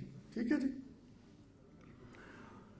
دوسرا ہمیں یہ کہا گیا اسی حوالے سے کہ جی جو آپ کو بھی پتہ ہے کہ ود ہولڈنگ ٹیکس لگے ہوئے. ٹھیک ہے. Just so that we all remember there are 68 withholding taxes. 68. صرف 23 ہیں جو 98% وہ اکٹھا کرتے ہیں، باقی 45 جو ہیں ان سے صرف 2% آتا ہے. سو وہ جو نظام ہے اس کو اتنا پیچیدہ بنا دیا گیا ہے جس سے سب کے لیے دشواری ہو گئی ہوئی ہے یہ نظام کو سمپلیفائی اور اس کو نسبتاً بہتر کرنا. پھر کہا گیا کہ سود کی شرح بڑھا دو. ٹھیک ہے. میں سمجھنا چاہ رہا ہوں اس وقت اصل جو قرضے لے رہا، جس کی بات پاشا صاحب نے بھی کی، کیسر نے بھی کی، وہ حکومت پاکستان ہے. سب سے بڑا قرضے لینے والا حکومت پاکستان ہے. یہ حکومت پاکستان اپنے قرضے کم نہیں اس لیے نہیں کر سکتی 2 وجہ سے. ایک ہے کہ اس کے خرچے ایسے ہیں جو اگر کم نہ ہوئے تو یہ جو کم معیار ہے اس وقت، لیکن ہم نے کل راتوں رات تو خرچے کم نہیں ہو سکتے نا، وقت لگے گا، تو ان کو اپنے خرچے پورے کرنے کے لیے قرضے لینے پڑ رہے ہیں۔ 1% شرح سود آپ کم کرتے ہیں تو 170 ارب روپے کا فرق پڑتا ہے، 170۔ سو 1% شرح سود وہ کرنے کے لیے آپ نے اپنے جو خرچے ہیں وہ بڑھائے، اور نقصان کس کو ہوا؟ معیشت کو، کیونکہ آپ نے سود کی شرح بڑھا دی۔ پرائیویٹ سیکٹر جس کی آپ بات کرتے ہیں وہ قرضے لینے سے قاصر ہے، اپنے کاروبار چلانے سے قاصر ہے، اور آپ نے کروایا یہ ہے کہ حکومت پاکستان اپنا خرچہ راتوں رات تو کم نہیں کر سکتی نا، ٹھیک ہے۔ اور جیسے کیسر نے ہمیں یاد کرایا 43 ڈویژن ہے، اچھا وہ کم کیوں نہیں ہوتی؟ 2 وجہ سے۔ بیوروکریٹ کہتا ہے کہ جی یہ مطلب ہے سیکٹریاں دی پوسٹاں کٹ جانی، وہ کہہ رہا ہے اس کا مطلب ہے میں کہ جوائنٹ سیکرٹری ریٹائر ہو جاؤں، اور آپ سیاستدان کہتے ہیں اس کا مطلب میں الیکشن جیت کے جاؤں گا تو منسٹر ہی بنوں گا۔ تو ایک وہ بھی پولیٹیکل اکانومی ہے جس کو ہم بھول جاتے ہیں، ٹھیک ہے۔ پنجاب میں جو میں وزیر خزانہ تھا تو 22 ڈپارٹمنٹ، جس کو میں سمجھتا تھا کہ 5 زیادہ ہیں، 17 سے زیادہ نہیں ہونے چاہیے، آج 48 ہیں۔ سو جو حجم بڑھایا فیڈرل گورنمنٹ نے 18ویں ترمیم کے بعد، وہ 43 ڈویژن ہے۔ سو ہمیں اپنا یہ جو خرچے کا سائڈ ہے وہ، اور یہ راتوں رات نہیں ہوگا، یہ کرنے کی ضرورت ہے۔ کہنے کا مقصد یہ ہے اس کو وقت درکار ہے، اور میں اس لیے اس کو ایمفسائز کر رہا ہوں جو سمجھنے والی بات ہے۔ بلاول صاحب، IMF programme is typically for 3 years۔ ہم پھنس جاتے ہیں کہ وہ سارا کچھ 3 سال میں کرنا چاہتے ہیں۔ سو مسئلہ یہ ہے کہ یہ سارا کچھ یہ 3 سال، اور وہ جو پریشر ان پر ہے وہ اپنی جگہ پہ ہے۔ اب جو میں نے کہا کہ جی مین بوروور گورنمنٹ آف پاکستان ہے، ٹھیک ہے، جیسے پاشا صاحب نے ہمیں یاد کروایا تھا کہ جب وہ لیتے ہیں تو سود کے جو پیسے دینے ہیں، اس کے بعد اس وقت میں آپ کو بتا دیتا ہوں اس 6 ماہ میں جو ان کے پاس بچتا ہے سود دے کے وہ 300 ارب ہے، اور دفاع کا خرچہ اس 6 ماہ میں 554 ارب تھا، ٹھیک ہے جی۔ کہنا میں کیا چاہ رہا ہوں یار، پیسے کون بنا رہا ہے سود پہ؟ بینک، اور وہ لوگ جن کے پاس بینکوں میں پیسے ہیں، جن کی 1% 1% کی بات پاشا صاحب نے کی تھی، یہ طبقہ اور یہ بینک، ان کو اگر آپ کم بھی دے دیں گے تو کوئی نقصان غریب کا نہیں ہوگا، and then you will be able to get enough money to actually spend on other things، جیسے BISP کی بات ہوتی ہے اور آگے دوسری چیزوں کی بات ہوتی ہے۔ ہم نے سود کی شرح بڑھائی، روپے کی قدر کو دفاع کے لیے، یہ ایک بنیادی مقصد رہا ہے کہ ورنہ لوگ ڈالر خریدنا شروع ہو جائیں گے تو سود کی شرح اونچی رکھو، ٹھیک ہے۔ اب ہوا کیا، ان میں اور اسحاق ڈار میں کوئی فرق نہیں، یہ بھی سود کے ذریعے روپے کی قدر کو بچانا چاہتے ہیں، اسحاق ڈار اپنی جیب میں سے مارکیٹ میں ڈالر پھینک کے روپے کی قدر کو بتانا چاہتے تھے۔ فرق یہ تھا، میں ان کو ڈیفینڈ نہیں آیا، فرق یہ تھا کہ ان کی وہ جو اسٹریٹجی تھی اس کی وجہ سے کہ معیشت کا پہیہ تیزی سے چل رہا ہے، انہوں نے تو بند کر دیا، جو کیسر ہمیں یاد کرا رہے، معیشت کا پہیہ بند کر دیا سود کی شرح اوپر کر کے اور روپے کی قدر کو بچاتے بچاتے۔ ساتھ کیا کیا کہ جو باہر والے ہیں ان کو نظر آئے، جیسے کیسر نے ہمیں یاد کروایا کہ یار اتنے دیہڑی لگن لگی ہے، 13.25 مل رہا ہے، باہر مجھے 1.5 بھی نہیں مل رہا تھا، وہ لا رہا ہے۔ اچھا اس میں نقصان کیا ہوا؟ وہ آ رہا ہے 3 ماہ کے لیے، ہر 3 ماہ بعد وہ دیکھتا ہے کہ کیا ہو رہا ہے۔ میں آپ کو بتا دوں کہ پچھلے 2 ہفتوں میں وہ $494 ملین واپس لے گئے۔ ان کو نظر آ رہا ہے کہ یہاں کچھ پتہ نہیں ہے، کرونا وائرس کو دیکھتے ہیں، ویسے دیکھتے ہیں۔ اب ہوا کیا؟ نہ صرف آپ نے ان کو پیسے بنانے لیے، باہر والوں کو اپنی معیشت کو بند کروا لیا۔ ایک اور نقصان یہ ہوا کہ آپ کو صرف 3 ماہ کے لیے پیسے ملے۔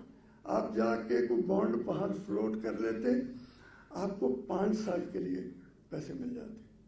اب آپ کو 3 ماہ کے لیے تو آپ کو جو کاروباری لوگ ہیں وہ سمجھتے ہیں کہ آپ کو لکوڈیٹی بھی نہیں ملی، آپ کو تو 3 ماہ کے لیے پیسے ملے نا، ورنہ آپ کو 5 سال کے لیے مل جاتے۔ آپ کے پاس پیسے پڑے ہوتے 5 سال کے لیے، کم از کم کسی کے پیسے واپس نہ کرنے پڑتے۔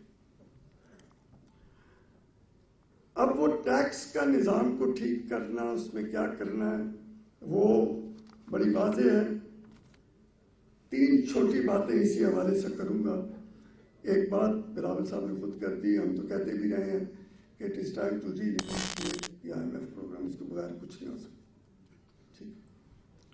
دوسرا، سود کی شرح کم کیے بغیر یہ قرضے واپس نہیں ہو سکتے۔ میں ربوں والے کی قرضوں کی بات کر رہا ہوں، اور نقصان بینکوں کا ہے یا عمرہ کا ہے جن کے پاس ڈپازٹ پڑے گی۔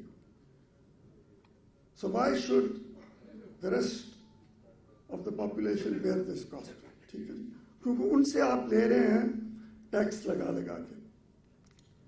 اور کیسر کی ایک بات سے میں پوری طرح متفق ہوں کہ یہ ہماری غلط فہمی ہے کہ صرف عمرہ سے لے کے باقی کام چلے گا۔ فرینکلی یہ مڈل کلاس کو بھی امپیکٹ ٹائپ کا سب کو آئے گا۔ یہ غلط فہمی ہے کہ جی بڑے زمینداروں کو اور عمرہ جو ہے ان پر ٹیکس لگا کے باقی معیشت چل سکتی ہے، ایسا نہیں ہوگا۔ سو یہ بھی ایک بنیادی چیز ہے جو بھی۔ اور فائنل میں اس پہ کہنا چاہ رہا ہوں کہ IPPs کو ری نیگوشیٹ کیے بغیر یہ بجلی کے جو ہمارے بجلی کے نرخ کم کیے بغیر یہ معیشت اس طرح نہیں چل سکتی۔ اور یہ جو خیال ہے نا کسی کا، وہ جو ہم سنتے رہتے ہیں، وہ جی بات یہ ہے کہ جی فورن انویسٹر نہیں، جی کہنا فورن انویسٹر میں ضرورت سنیں، آپ نام گن لیں سر، ٹھیک ہے جی، نشاد، سفائر، روش، رزاق داؤد صاحب کا، میں ساروں کے نام گناتا ہوں، ایٹلس والے، شرازیز، یہ ہم نے یہ جو بات سنی ہوئی نا کہ جی یہ بات یہ ہے فورن انویسٹر چلا جائے، وہ یار پچھلے 10-12 سال میں اتنے پیسے بنائے ہیں۔ وہ کہتے ہیں جی یہ نا معاہدہ ہوا ہے۔ میں پوچھ رہا ہوں بھائی معاہدہ ہوا ہے، پاکستانی ہے نا، ان کو کوئی یار تم نے بھی آ رہا ہے، خدا کا واسطہ ہے سمجھنے کوئی، اور پچھلے 10-12 سال بڑے پیسے بنا لیے۔ It is time to rethink and renegotiate this contract. Final یہ ہے کہ ہم نے ایکسپورٹ کے حوالے سے ایک چیز ہم بھول جاتے ہیں، اور مجھے پتہ ہے کہ بلاول صاحب کی یہ سوچ ہے، اس لیے کہ وہ بیٹھے ہیں کہ یہ بات کر رہا ہوں، کہ this is the age of soft power. We have an image of a very hard country. Soft power کو سپورٹ کرنے میں یار وہ خرچہ نہیں ہے جو ایکسپورٹس جو گڈس کی ہے۔ میں کیوں کہہ رہا ہوں؟ میں کہہ رہا ہوں کہ بات یہ ہے کہ ہمارے اگر آپ دیکھیں ملالہ سے پہلے سب سے بڑا ہمارا سفیر کون تھا؟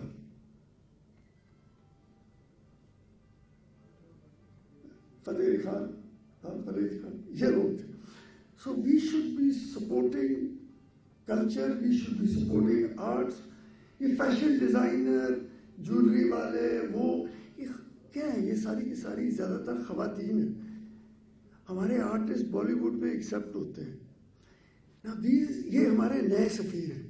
یہ امیج دے گا ایک ملک کا of a very soft country, اور خاص طور پہ جب خواتین ہوں گی تو یہ سافٹ کنٹری کا دے گا. اللہ وہ آج جاتے ہیں پرائم منسٹر ہاؤس سے, اور تشکرا صاحب آپ کو ریسیو کرتا ہے, یار خدا give the image of a soft country. تو خواتین آپ کو دیکھیں نا, باہر والا آیا اس کو آپ ریسیو کون کر رہا ہو, اور وہ پائی پگ پائی نال دڑی, اس طرح. This is not what you want the world to see. So finally, these are things that we need to revisit. The soft part, renegotiate the IMF program. ہمیں بنیادی اصلاحات لانی ہے, اپنی جو ہے پرائرٹیز, اپنی ترجیحات تبدیل کرنی ہے. اس کے لیے وقت چاہیے. ہمیں چاہیے تھا یہ کام پہلے کر لیتے, لیکن اب تھوڑا سا وقت چاہیے, اور یہ اس کی کیے بغیر ہو نہیں پائے گا. بڑی مہربانی.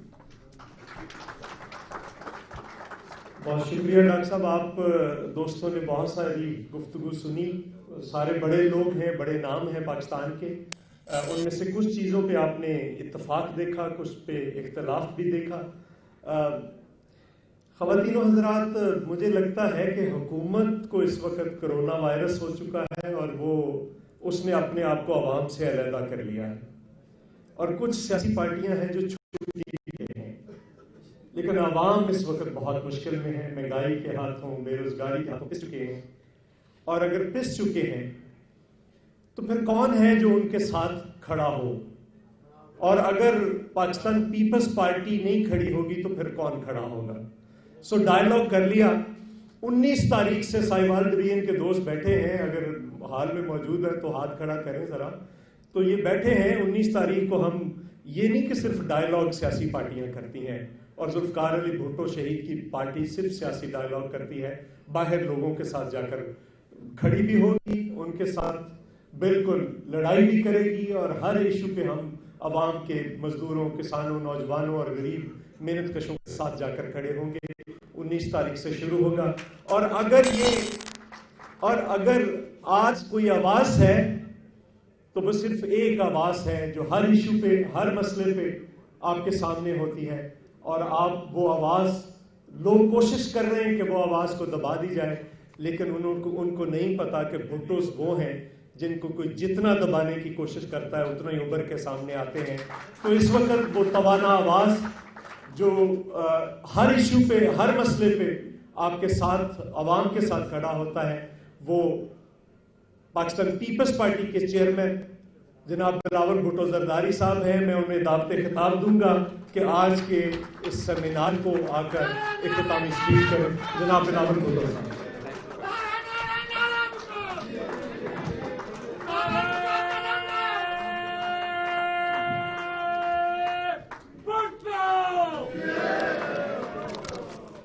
بسم اللہ الرحمن الرحیم. السلام علیکم.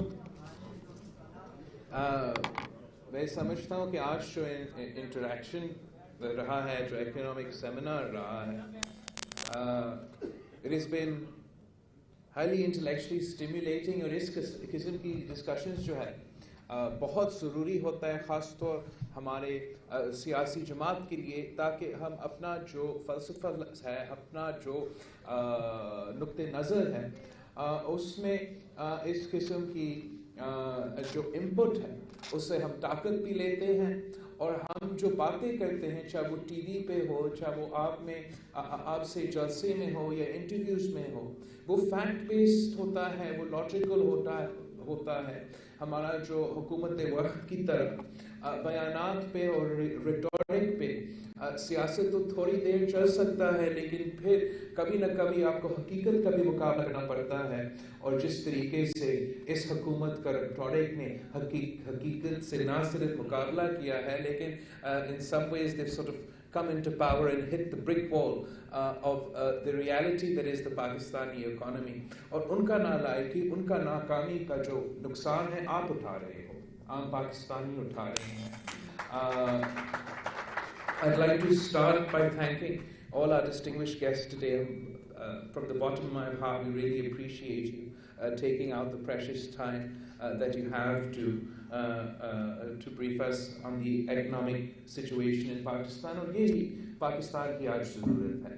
ہمیں اپنے جو ڈومیسٹک لوکل ایکسپرٹس ہیں معیشت پہ ان کے باتوں سننے کی ضرورت ہے, نہ کہ جو باہر سے آتے ہیں ان کا انٹینشنز بہت اچھے ہوں گے لیکن جو باہر سے آئے ہوئے ہیں ان کا جو they don't have that grasping of ہمارا جو پاکستان کی گراؤنڈ ریالٹیز ہے, ان کو نہیں پتا ہے کہ پاکستان کی معیشت کا حقیقت کیا ہے, ہمارا ریئلسٹک گولز کیا ہو سکتے ہیں. تو اگر آپ کو یہ پتہ نہیں ہے کہ ہمارا حقیقت کیا ہے تو پھر ان مسائل کا حل نکالنا مشکل ہو جاتا ہے.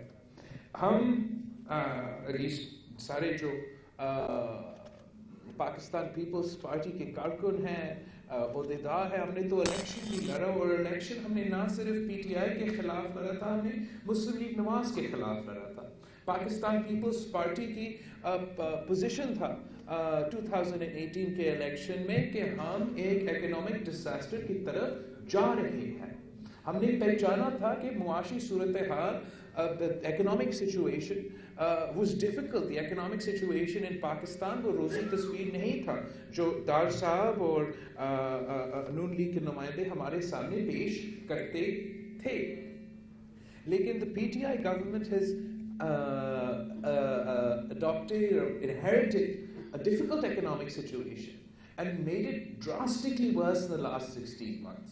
اور آپ نے میرا بات نہیں ماننا ہے یا جو بھی ہمارے اکانومسٹ آج یہاں آئے ہیں بات کریں ان کے بات بھی اگر آپ نہیں مانے, آپ پاکستان کے عام آدمی سے پوچھیں, دکاندار سے پوچھیں, سفید پوش طبقہ سے پوچھیں, مزدور سے پوچھیں, محنت کشوں سے پوچھیں, وہ کس طریقے سے آج زندگی گزار رہے ہیں. ہم جانتے ہیں کہ ہمیشہ کی طرح ایک نون لیگ کی اپروچ ہوتا ہے, یہ کا تنقید نہیں ہے, یہ ہمارا we have a different approach to the economic conditions of Pakistan. ہمیشہ جب وہ آتے ہیں وہ borrowed money پہ, borrowed resources پہ, printed money پہ ایک مراج کھڑا کر دیتے ہیں پاکستان کے عوام کے سامنے کہ پاکستان کی معیشت ترقی کر رہا ہے. جب آپ جانتے ہیں اور میں جانتے ہوں کہ کچھ لوگوں کے لیے ترقی تو ضرور کر رہا تھا, لیکن عام آدمی کے لیے, ہر پاکستانی کے لیے وہ ایکسیسیبل ترقی نہیں تھا. اور وارننگ سائنس ہمیں سب نظر آ رہے تھے. 2018 تھا, by 2018 6% ہمارا جی ڈی پی جو تھا وہ کرنٹ اکاؤنٹ ڈیفیسٹ کا تھا. ہمارا لائبلٹیز $27 بلین کے تھے. 2 سال میں from 2016 ہمارا ایکسپورٹس 25 بلین سے لے کے 21 بلین تک پہنچے. یہ کوئی صحت مند معیشت کے انڈیکیٹرز نہیں ہوتے ہیں. لیکن جو پی ٹی آئی کی حکومت ہے, جو حکومت الیکشنز کے بعد فارم کی, انہوں نے اس معاشی صورتحال کا مقابلہ کرنے کے لیے کیا کیا؟ ان کے پاس کوئی پلان نہیں تھا. They decided to wing it. They literally made it up as they went along. They couldn't have been anything more disastrous for the Pakistani economy. میں سمجھتا ہوں معیشت کے لیے اور کچھ خطرناک چیز یہ نہیں ہو سکتا جتنا خطرناک انڈیسائزونیس ہوتا ہے, انڈیسیژن ہوتا ہے, کنفیوژن جو ہے آپ کا معیشت کے لیے ایک بہت خطرناک ایلیمنٹ ہو جاتا ہے. جب آپ کی حکومت, جب آپ کے سیاستدان کنفیوزڈ ہے, وہ آپ کو کلیئرٹی کے ساتھ نہیں بتا سکتے کہ ہم یہ کرنے جا رہے ہیں, تو اس کا نقصان جو ہوتا ہے آپ کے پورا کا پورا معیشت پہ, وہ آپ کے سامنے تھے. جب وہ انہوں نے حکومت شروع کیا, عمران خان صاحب اور اس کی ٹیم نے, تو انہوں نے یہ فیصلہ لیا تھا کہ ہم IMF کے پاس نہیں جائیں گے, اور اس کے بجائے کہ انہوں نے اپنے پلان, اپنے منصوبے IMF کے سامنے رکھے کہ یہ ہمارے کنڈیشن, یہ ہمارے ٹرمز ہو سکتے ہیں, ہم اس پلان کے مطابق چل سکتے ہیں. Instead of doing that, instead of deciding to negotiate properly with the IMF, انہوں نے پہلے اپنے جو پاکستان کے, ان کے نہیں, پاکستان کے جو دوست ہیں, فورن ہمارے allies ہیں, ان کے اوپر زیادہ ریلائی کیا, اور ان کی جو پیسہ آیا تھا یا جو انپٹ آیا تھا پاکستان کی معیشت کے لیے, اس کا وہ فائدہ جو ہم سب نے سوچا انہوں نے سوچا تھا وہ نہیں ہو پا رہا تھا. تو پھر بھی ہمارا حکومت rather than taking decisive action گھبراہٹ کے شکار ہو گئے اور انہوں نے اپنا اسٹیبلائزیشن کے لیے کوئی قدمیں اٹھائے تھے جن کا ڈائریکٹ نقصان پاکستان کی معیشت پہ ہوا اور خاص طور پہ پاکستان کی عام آدمی پہ, پاکستان کے مظلوم طبقات پہ اس کا زیادہ بوجھ ہوا. انہوں نے before going to the IMF اپنا اسٹیبلائزیشن میجرز لیے تھے جو کہ انہوں نے ڈی ویلیویشن بھی کیا تھا, انٹرسٹ ریٹس جو ابھی ذکر بھی ہوا انٹرسٹ ریٹس کو بھی بڑھایا اور آپ سب کو پتا ہے الیکٹریسٹی اور گیس کے ٹیرفس کو بھی بڑھائے تھے. لیکن سوچ یہ تھا کہ اس سے ہمارا ایکسپورٹس پہ کوئی پازیٹیو امپیکٹ ہوگا. انفارچونیٹلی ان کے سارے ایکسپیریمنٹیشن کے باوجود ہمارا ایکسپورٹس پہ وہ امپیکٹ نہیں ہوا. تو پھر یہ سب کچھ کرنے کے بعد وہ مجبوراً IMF کے سامنے گئے. وہ کمزور پوزیشن میں تھے. اگر ان کو پتا ہوتا کہ نیگوشیٹ کیسے کرنا ہے تب بھی ان کے لیے مشکل ہوتا تھا, لیکن ان کو پتا ہی نہیں تھا. جیسے ہمارے مہمان نے کہ انہوں نے جا کے ان کے سارے مطالبات مانے جو کہ unrealistic goals ہیں, unrealistic expectations ہیں.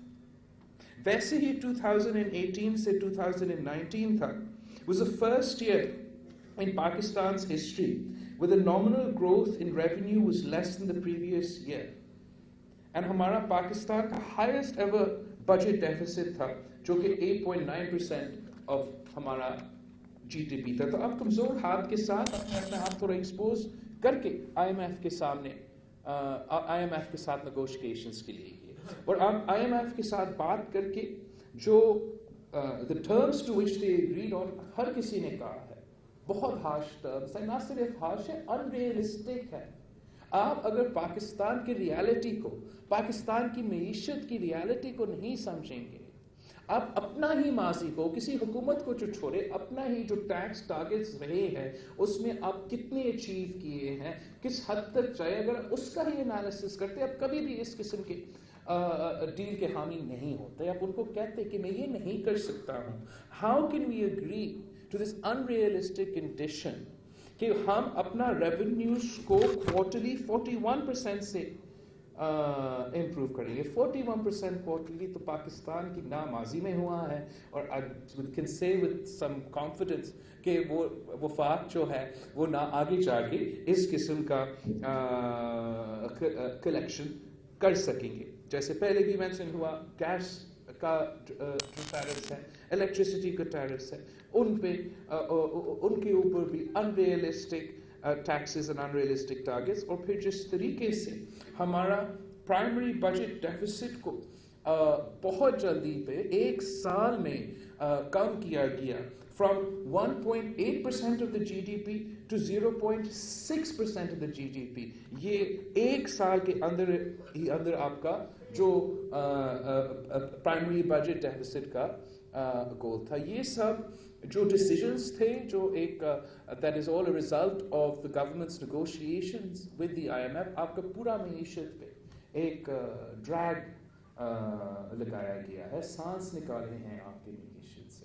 ان کی جو نیک خواہشات بھی ہوں گے, جیسے میں نے بجٹ سپیچ میں بھی کہا تھا کہ documentation of the Pakistani economy, ہم سب چاہتے ہیں کہ پوری دنیا ڈاکیومنٹڈ اکانومی کی طرف چل رہے ہیں, اور کوئی نہیں انکار کر رہا کہ پاکستان میں بھی ہمیں ایک ڈاکیومنٹڈ اکانومی کی طرف جانا پڑے گا. It's the modern world, it's the 21st century, کوئی اور راستہ نہیں. لیکن کس نے کہا کہ ایک سال کے اندر ہی اندر پورا کا پورا اکانومی کو ہم ڈاکیومنٹ کریں گے, سب کو کہیں گے کہ CNIC کے بغیر آپ ٹریڈ بھی نہیں کریں گے, آپ پرچیز بھی نہیں کر سکتے.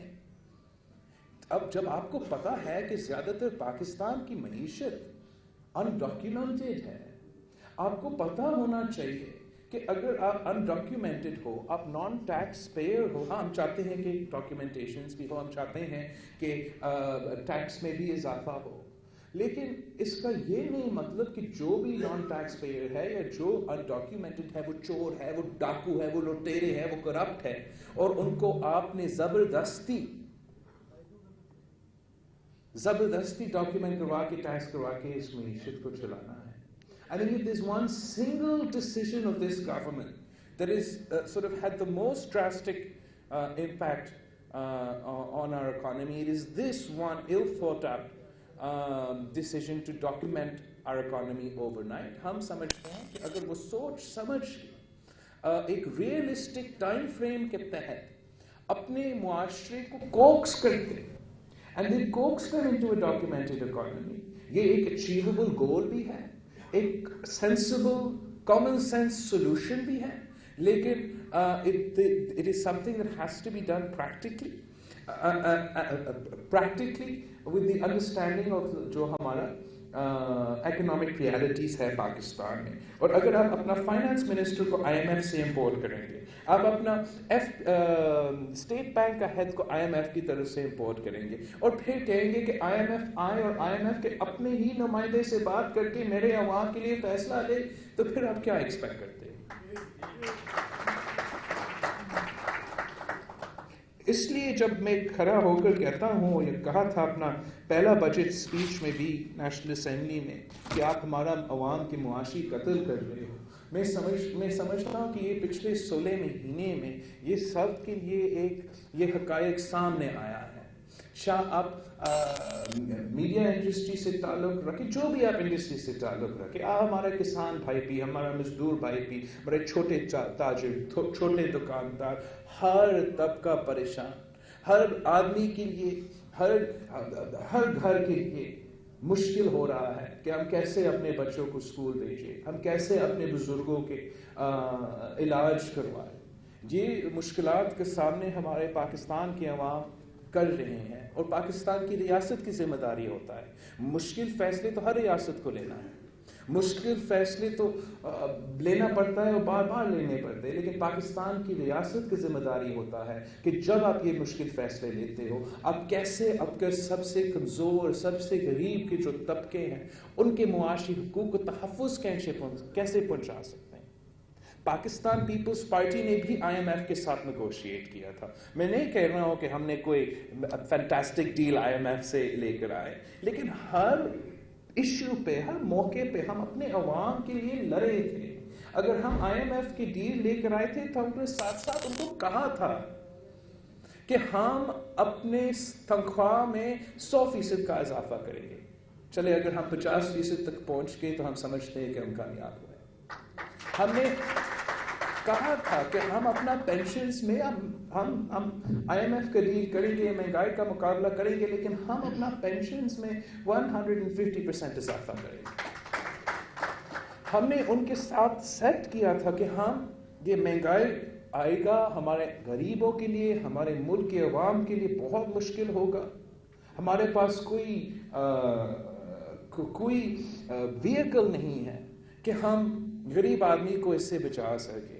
تو اس لیے آپ ہمیں وہ فسکل اسپیس دیں گے, گارنٹی کریں گے کہ بینظیر انکم سپورٹ پروگرام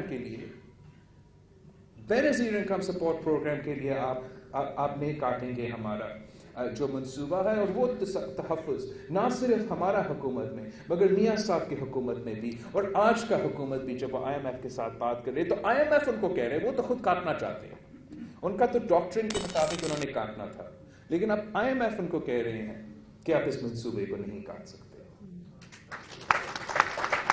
لیکن یہ ایک منصوبہ ہے جو ہم نے 2006 میں 2007 میں اس معاشی جو صورتحال ہے ان کے لیے بنائے تھے. اب 10 سال گزر گئے ہیں, اور نہ پچھلی حکومت نے اور نہ اس حکومت نے کوئی اور منصوبہ لے کر آئے, کوئی نئی انقلابی سوچ لے کر آئے کہ ہم کیسے اپنے ایک اور سوشل سیفٹی نیٹ بنائیں جو کہ اس ملک کے غریب عوام کے لیے وہ ان کے معاشی حقوق کو وہ تحفظ دے, تاکہ جب وہ یہ مہنگائی کا سونامی جس میں سب ڈوب رہے ہیں اس میں ان کو کچھ, ان کے خاندان کو کچھ پروٹیکشن مل سکتے ہیں. یہ پاکستان پیپلز پارٹی کا اور دوسری جماعتوں کا اپروچ میں فرق ہے کہ ہم سمجھتے ہیں کہ ہمیں یہ جو برڈن ہے شیئر کرنا چاہیے, اور ان کندھوں پہ جو برداشت کر سکتے ہیں وہ بوجھ ڈالنا چاہیے. بجائے اس کے کہ ہم عام آدمی پہ وہ بوجھ ڈالیں جو کہ اس حکومت کا اور ماضی کی حکومت کا حقیقت ہے. وہ یہی ماڈل کو اپناتے رہے ہیں. ہمارے سامنے جو معاشی صورتحال پیش کیے گئے ہیں خاص طور ہمارے ایکسپرٹ سے، وہ پریشان کن ہے، لیکن ایٹ دا سیم ٹائم ہمیں راستہ دکھایا جا رہا ہے کہ اگر ہم چاہیں ہم اس کا مقابلہ کر سکتے ہیں.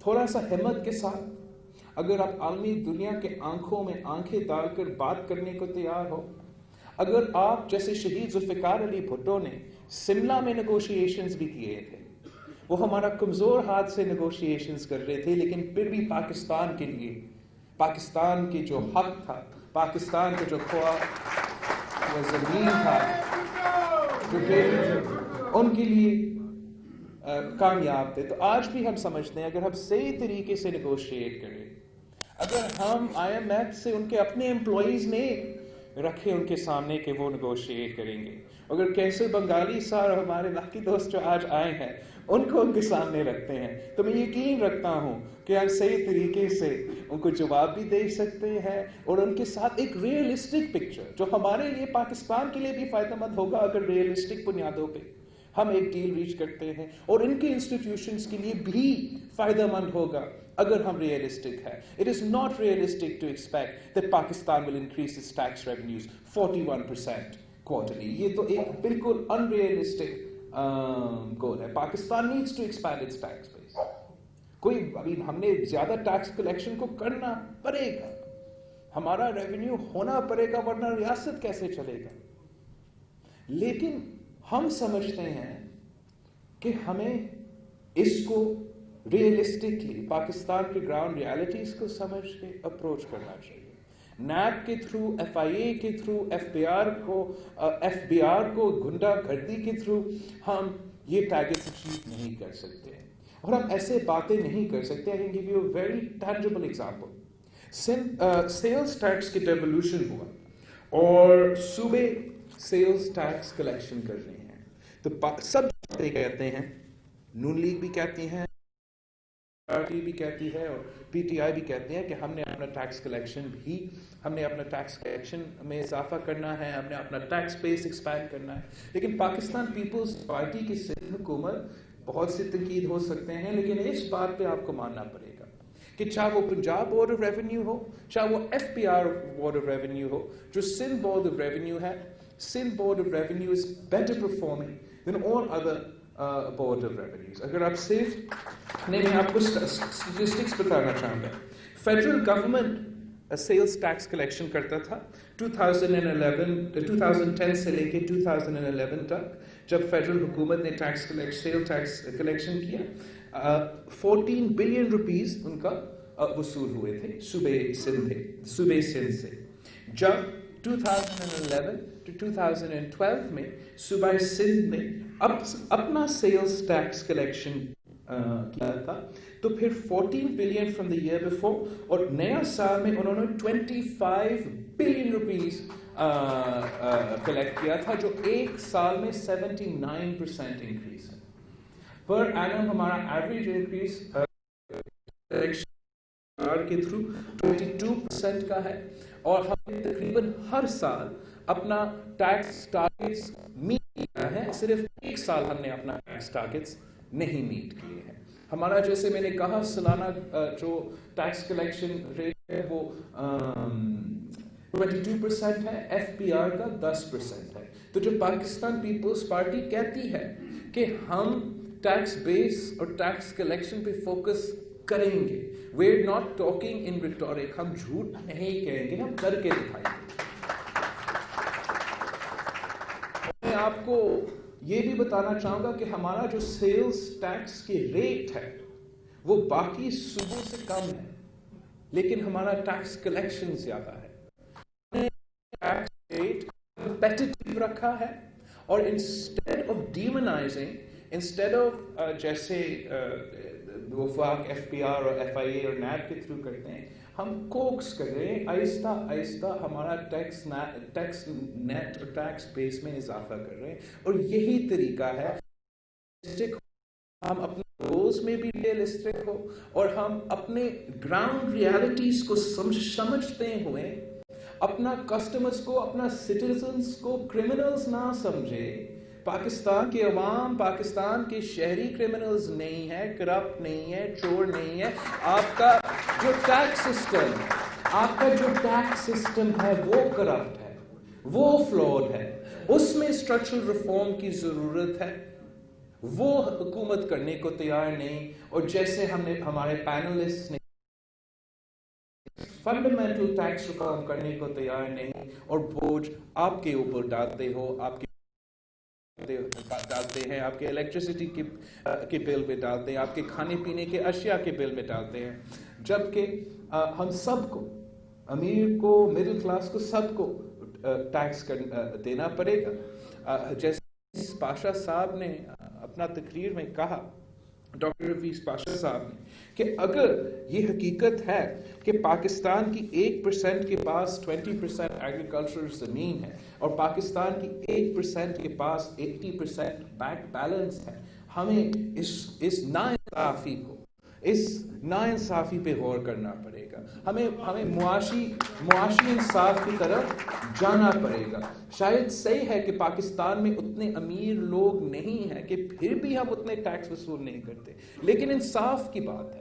انصاف کی بات ہے کہ اگر ہم کہیں گے ہم نے اپنا ٹیکس بیس میں اضافہ کرنا ہے، محنت کشوں کے سفید پوش طبقہ بھی سیلری کلاسز کے ٹیکسز میں سے ٹیکسز لینا پڑے گا، تو اس طرف بھی دیکھنا پڑے گا. اور ہم سمجھتے ہیں کہ ہم اگر اپنے آپ کے لیے ریئلسٹک گولز سیٹ کرتے ہیں، معاشی انصاف اپنا بنیاد بناتے ہیں کہ ہم انصاف کے ساتھ چلنا چاہتے ہیں، جس طریقے سے ہمارا نظریہ بھی، سیاسی نظریہ بھی ہمیں سمجھاتے ہیں کہ ڈیموکریٹک سوشلزم میں آپ معاشی انصاف کی بات کرتے ہو، آپ مساوات کی بات کرتے ہو، لیکن ہمارا دین بھی ہمیں یہ سمجھاتا ہے، ہمارا دین بھی معاشی انصاف کی بات کرتا ہے اور ہمیں سمجھاتا ہے کہ امیر کو تھوڑا زیادہ دینا چاہیے اور غریب کا خیال رکھنا چاہیے. تو ہم اسی فلسفے کے ساتھ اپنا معیشت کو چلانا چاہتے ہیں. اور پاکستان پیپلز پارٹی نے ایک جو کیسر بنگالی صاحب نے اس کا ذکر بھی کیا، میں تھوڑا اور ڈیٹیل ایڈ کرنا چاہوں گا.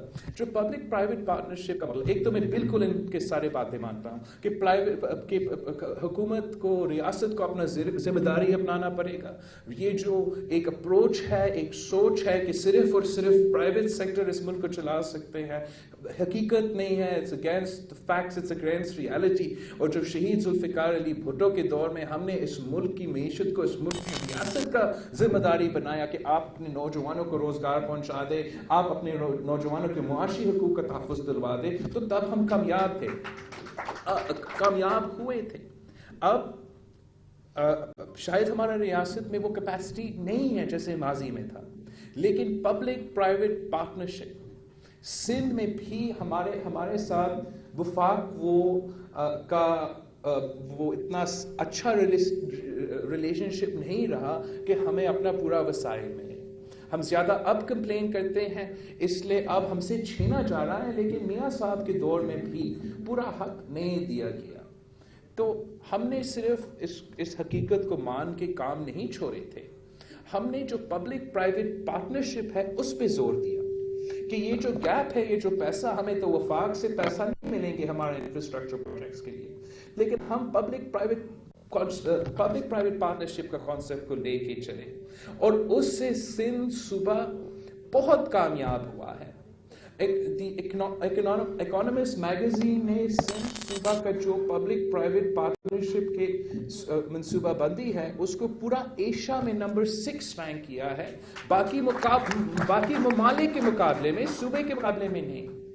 ہم نے پبلک پرائیویٹ پارٹنرشپ میں، چاہے وہ انفراسٹرکچر میں ہو، چاہے وہ انرجی میں ہو، چاہے وہ ہیلتھ کیئر اور ایجوکیشن میں ہو، ہم نے اپنا حکومت کو، پرائیویٹ سیکٹر کے جو کوششیں ہیں ان کو ملا کے ڈلیوری بھی بہتر کیے ہیں، سروس ڈلیوری بھی بہتر کیے ہیں.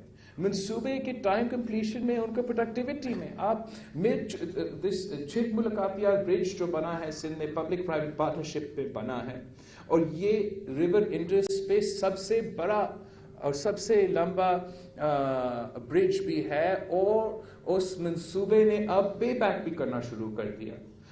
ہم نے پبلک پرائیویٹ پارٹنرشپ کے تھرو ہاسپٹلز میں بھی مفت علاج اس قسم کے علاقوں میں پہنچائے ہیں جو پہلے ممکن ہی نہیں تھا.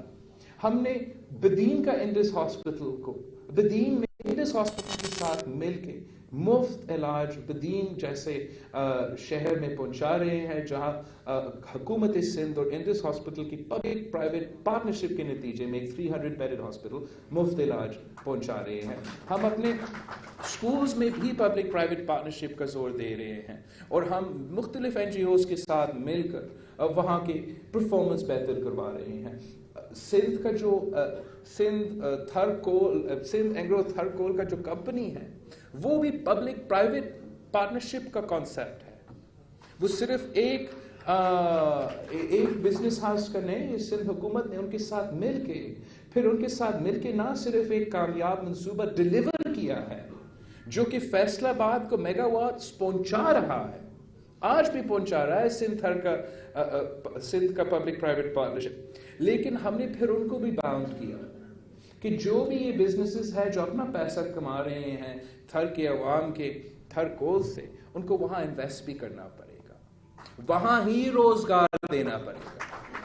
اور اس طریقے سے ہم نے پھر وہاں کے خواتین کو ٹرک ڈرائیور سے لے کے انجینئر تک روزگار بھی پہنچایا. اور پاکستان پیپلز پارٹی کا کانسیپٹ ہے، ہمارا سوچ ہے کہ سب کو سٹیک ہونا پڑے گا، عوام کو اپنے منصوبے میں سٹیک رکھنا پڑے گا، اپنے معیشت میں سٹیک رکھنا پڑے گا. اگر ایک ڈسکنیکٹ ہے، اگر وہ سمجھتے ہیں کہ یہ ہمارا نہیں کوئی عالمی ادارہ کا چیز ہے، تو پھر اس منصوبہ سکسیسفل نہیں ہوتا. اور یہی وجہ ہے کہ ہم نے تھر کول کے اسلام کوٹ میں اس علاقے میں جہاں سے یہ کوئلہ نکلا ہے، obviously یہ پاور پلانٹ بھی ہے اور وہ پاکستان نیشنل گرڈ میں جاتا ہے، اور جیسے میں نے کہا پہلا میگا واٹس جو ہے وہ فیصل آباد کے لیے پہنچا، لیکن پاکستان پیپلز پارٹی کا معاشی انصاف کی کانسیپٹ کی وجہ سے ہم نے اسی یونین کاؤنسل کے جن کا کوئلہ ہے وہاں کے رہنے والوں کے لیے جو 100 یونٹ کے کم بجلی استعمال کرتے ہیں ان کا بل 100% مفت قرار دیا. تو ہم سمجھتے ہیں کہ بہت سا سکوپ ہے کہ اگر آپ معاشی انصاف میں یقین رکھتے ہو، اگر حکومت پرائیویٹ سیکٹر کے ساتھ کام کرنے کو تیار ہے، اگر ہم یہ مشکل ڈیسیجنز لینے کو تیار ہے، اگر وہ جو کندھے ہیں جو زیادہ وزن اٹھا سکتے ہیں وہ تیار ہے، تو پھر ہم ان مشکلات کا سامنا کر سکتے ہیں. پاکستان پیپلز پارٹی کے پاس ایک آلٹرنیٹیو اپروچ ہے. آپ ہم سے ایگری کرے یا نہیں ایگری کرے، لیکن پاکستان پیپلز پارٹی جانتی ہے کہ ہم کیا کریں گے. ہم حکومت میں آگے بعد میں پلان نہیں بنائیں گے. ہمیں آج بھی ایکسپیرینس ہے، ہمارے پاس آج بھی ایک اسٹریٹجی ہے کہ ہم اس منصوبے کے تحت جائیں گے. اور جو میں بہت خوش ہوں کہ یہاں کے اکانومسٹ بھی ایگری کر رہے ہیں کہ ہمیں یہ جو انریئلسٹک، فرینکلی میں سمجھتا ہوں انلیگل، انکنسیوڈ IMF ڈیل کے لیے ری نیگوشیشنز کی طرف تو جانا پڑے گا، جس کا ہمارا پہلے ہی قدم ہوگا. پبلک پرائیویٹ پارٹنرشپ میں نے بات کیا ہے، لیکن ساتھ ساتھ آپ کو یاد ہوگا کہ جب صدر زرداری حکومت میں تھا تو ہم صرف ہینڈ آؤٹس پہ یقین نہیں رکھتے تھے. یہ صدر زرداری کا سلوگن تھا کہ ٹریڈ ناٹ ایڈ، اور اسی ٹریڈ ناٹ ایڈ کے منصوبے سلوگن کے ساتھ وہ بیرون ملک کے دورے پہ گئے تھے. اور 100% درست بات ہے کہ ہمیں ریجنل ٹریڈ پہ بات کرنا پڑے گا. ریجنل ٹریڈ کے بغیر پاکستان کی معیشت نہیں چل سکتا. آپ اپنے 3 بارڈرز کو بند کر کے کسی معیشت کو نہیں چلا سکتے.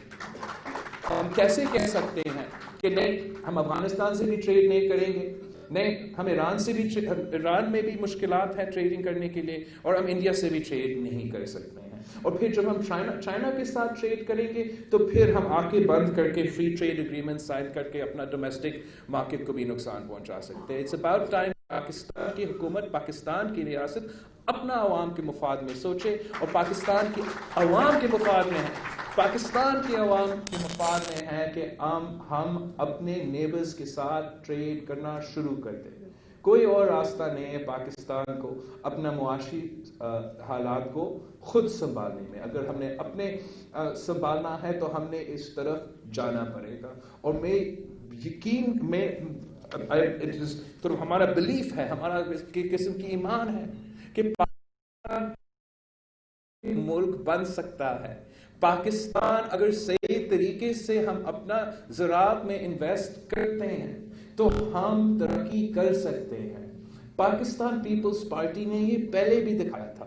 جب ہم حکومت میں آئے تھے تو ہم گندم امپورٹ کرتے تھے، اور پاکستان پیپلز پارٹی نے 1 سال کے اندر پاکستان کو ایک گندم ایکسپورٹ کرنے والا ملک بنا دیا تھا، اور ہم 10 سال کے لیے گندم ایکسپورٹ کرتے تھے.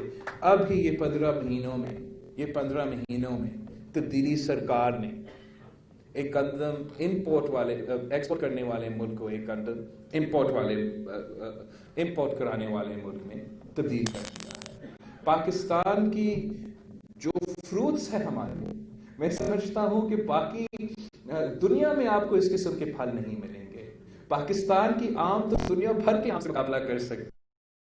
یہ پتہ نہیں ہوگا کہ پاکستان پیپلز پارٹی حکومت کے آنے سے پہلے آپ ویسٹرن ممالک میں پاکستان کے آم خرید نہیں سکتے تھے. آپ یورپ میں، UK میں، US میں نہیں خرید کر سکتے تھے. آپ کو لڑنا پڑتا ہے، آپ کو اپنا سپیس کے لیے لڑنا پڑتا ہے. پاکستان پیپلز پارٹی کی حکومت نے جو GSP پلس کا ارینجمنٹ پاکستان کی معیشت کے لیے ارینج کیا تھا، جس کے نتیجے میں یورپ میں پاکستان کے گڈز کو اسپیشل ایکسیس ملتا ہے، وہ بہت فائدہ مند ہے. اس کا ہمیں تحفظ کرنا ہے. افسوس کے ساتھ کہنا پڑتا ہے کہ پچھلے حکومت نے بھی اور آج کی حکومت نے وہ سٹیپس اٹھائے ہیں جو اس سٹیٹس کو خطرہ میں ڈال سکتے ہیں. یہ ہم نے جو انٹرنیشنل کنونشن سائن کیے ہیں ان پہ ہمیں we have to live up to our own commitments. اور اس معاشی صورتحال میں جب ہم we can't afford to lose any foothold for the Pakistani economy. ہم GSP plus جیسے منصوبہ کو بھی خطرہ میں ڈال رہے ہیں. ہمیں آپ کی مدد کی ضرورت ہوگا، ہمیں آپ سب کی مدد کی ضرورت ہوگا کہ ہم ایک معاشی انصاف پہ مبنی معاشی پالیسی پاکستان کے عوام کے سامنے لے کر آئے. ایک معاشی انصاف کے بنیاد پہ جو معاشی پالیسی ہوگا جو کہ ایک ترقی پسند پاکستان کے لیے ہوگا، جس میں ہر پاکستانی کا اپنا معیشت میں اسٹیک ہوگا. ہر طبقہ کو یہ محسوس ہونا چاہیے کہ ہم اپنے بات ریاست پہ اور معیشت میں پہنچا سکتے ہیں. آپ صرف ایک بڑے بزنس مین ہو کے یا بڑے انڈسٹریلسٹ ہو کے اپنا بات حکومت کو نہیں صرف وہ اپنے بات حکومت کو کیوں پہنچاتے ہیں. پاکستان پیپلز پارٹی سمجھتی ہے کہ جب تک ہم اپنے پاکستان کی عوام کو اس معیشت میں اسٹیک ہولڈرز نہیں بنائیں گے تو نہ ہی ہم وہ صحیح فیصلے لیں گے، نہ ہی ہم ان کے معاشی حقوق کا تحفظ کریں گے. اور جب تک ہم اپنا ریسورسز کو، اپنا معیشت کو ان کے لیے نہیں چلائیں گے، جو اس ملک کا مزدور ہے، جو اس ملک کا کسان ہے، جو اس ملک کا چھوٹا تاجر ہے، جو اس ملک کا چھوٹا دکاندار ہے، تو تب تک یہ معیشت نہیں چل سکتا. جب تک یہ معیشت صرف اور صرف انٹرنیشنل کارپوریشنز کے لیے ہے اور چند بڑے بزنسز کے لیے پاکستان میں ہے، تب تک یہ معیشت نہیں چل سکتا ہے. انشاءاللہ تعالیٰ آپ کی مدد سے اسٹریٹجی کے ساتھ، لاجیکل، پریکٹیکل، پروگریسو سٹیپس کے ساتھ ہم پاکستان کی معیشت کو صحیح سمت میں لے آ سکتے ہیں. ہم آج ماننے کو تیار نہیں ہیں کہ IMF اور ورلڈ بینک اور موڈی کہہ رہے ہیں کہ پاکستان کی معیشت صحیح سمت پہ ہے. ہم جانتے ہیں کہ صرف اور صرف لاہور کے عوام، کراچی کے عوام، کوئٹہ کے عوام اور پشاور کے عوام بتا سکتے ہیں کہ پاکستان کی معیشت کا کیا حال ہے. اب سب کا بہت بہت مہربانی. انشاءاللہ ہم اس قسم کی کنورسیشنز کو جاری رکھیں گے شہر شہر میں، انشاءاللہ ہر کیپٹل میں، پھر اس کے بیانڈ ہم ایکسپرٹس کو انگیج کر کے پاکستان کی معیشت پہ اس قسم کی گفتگو بھی رکھیں گے تاکہ ہم اپنے آپ کو امپاور کر سکیں اور اس حکومت کا مقابلہ کر سکیں. آپ سب کا بہت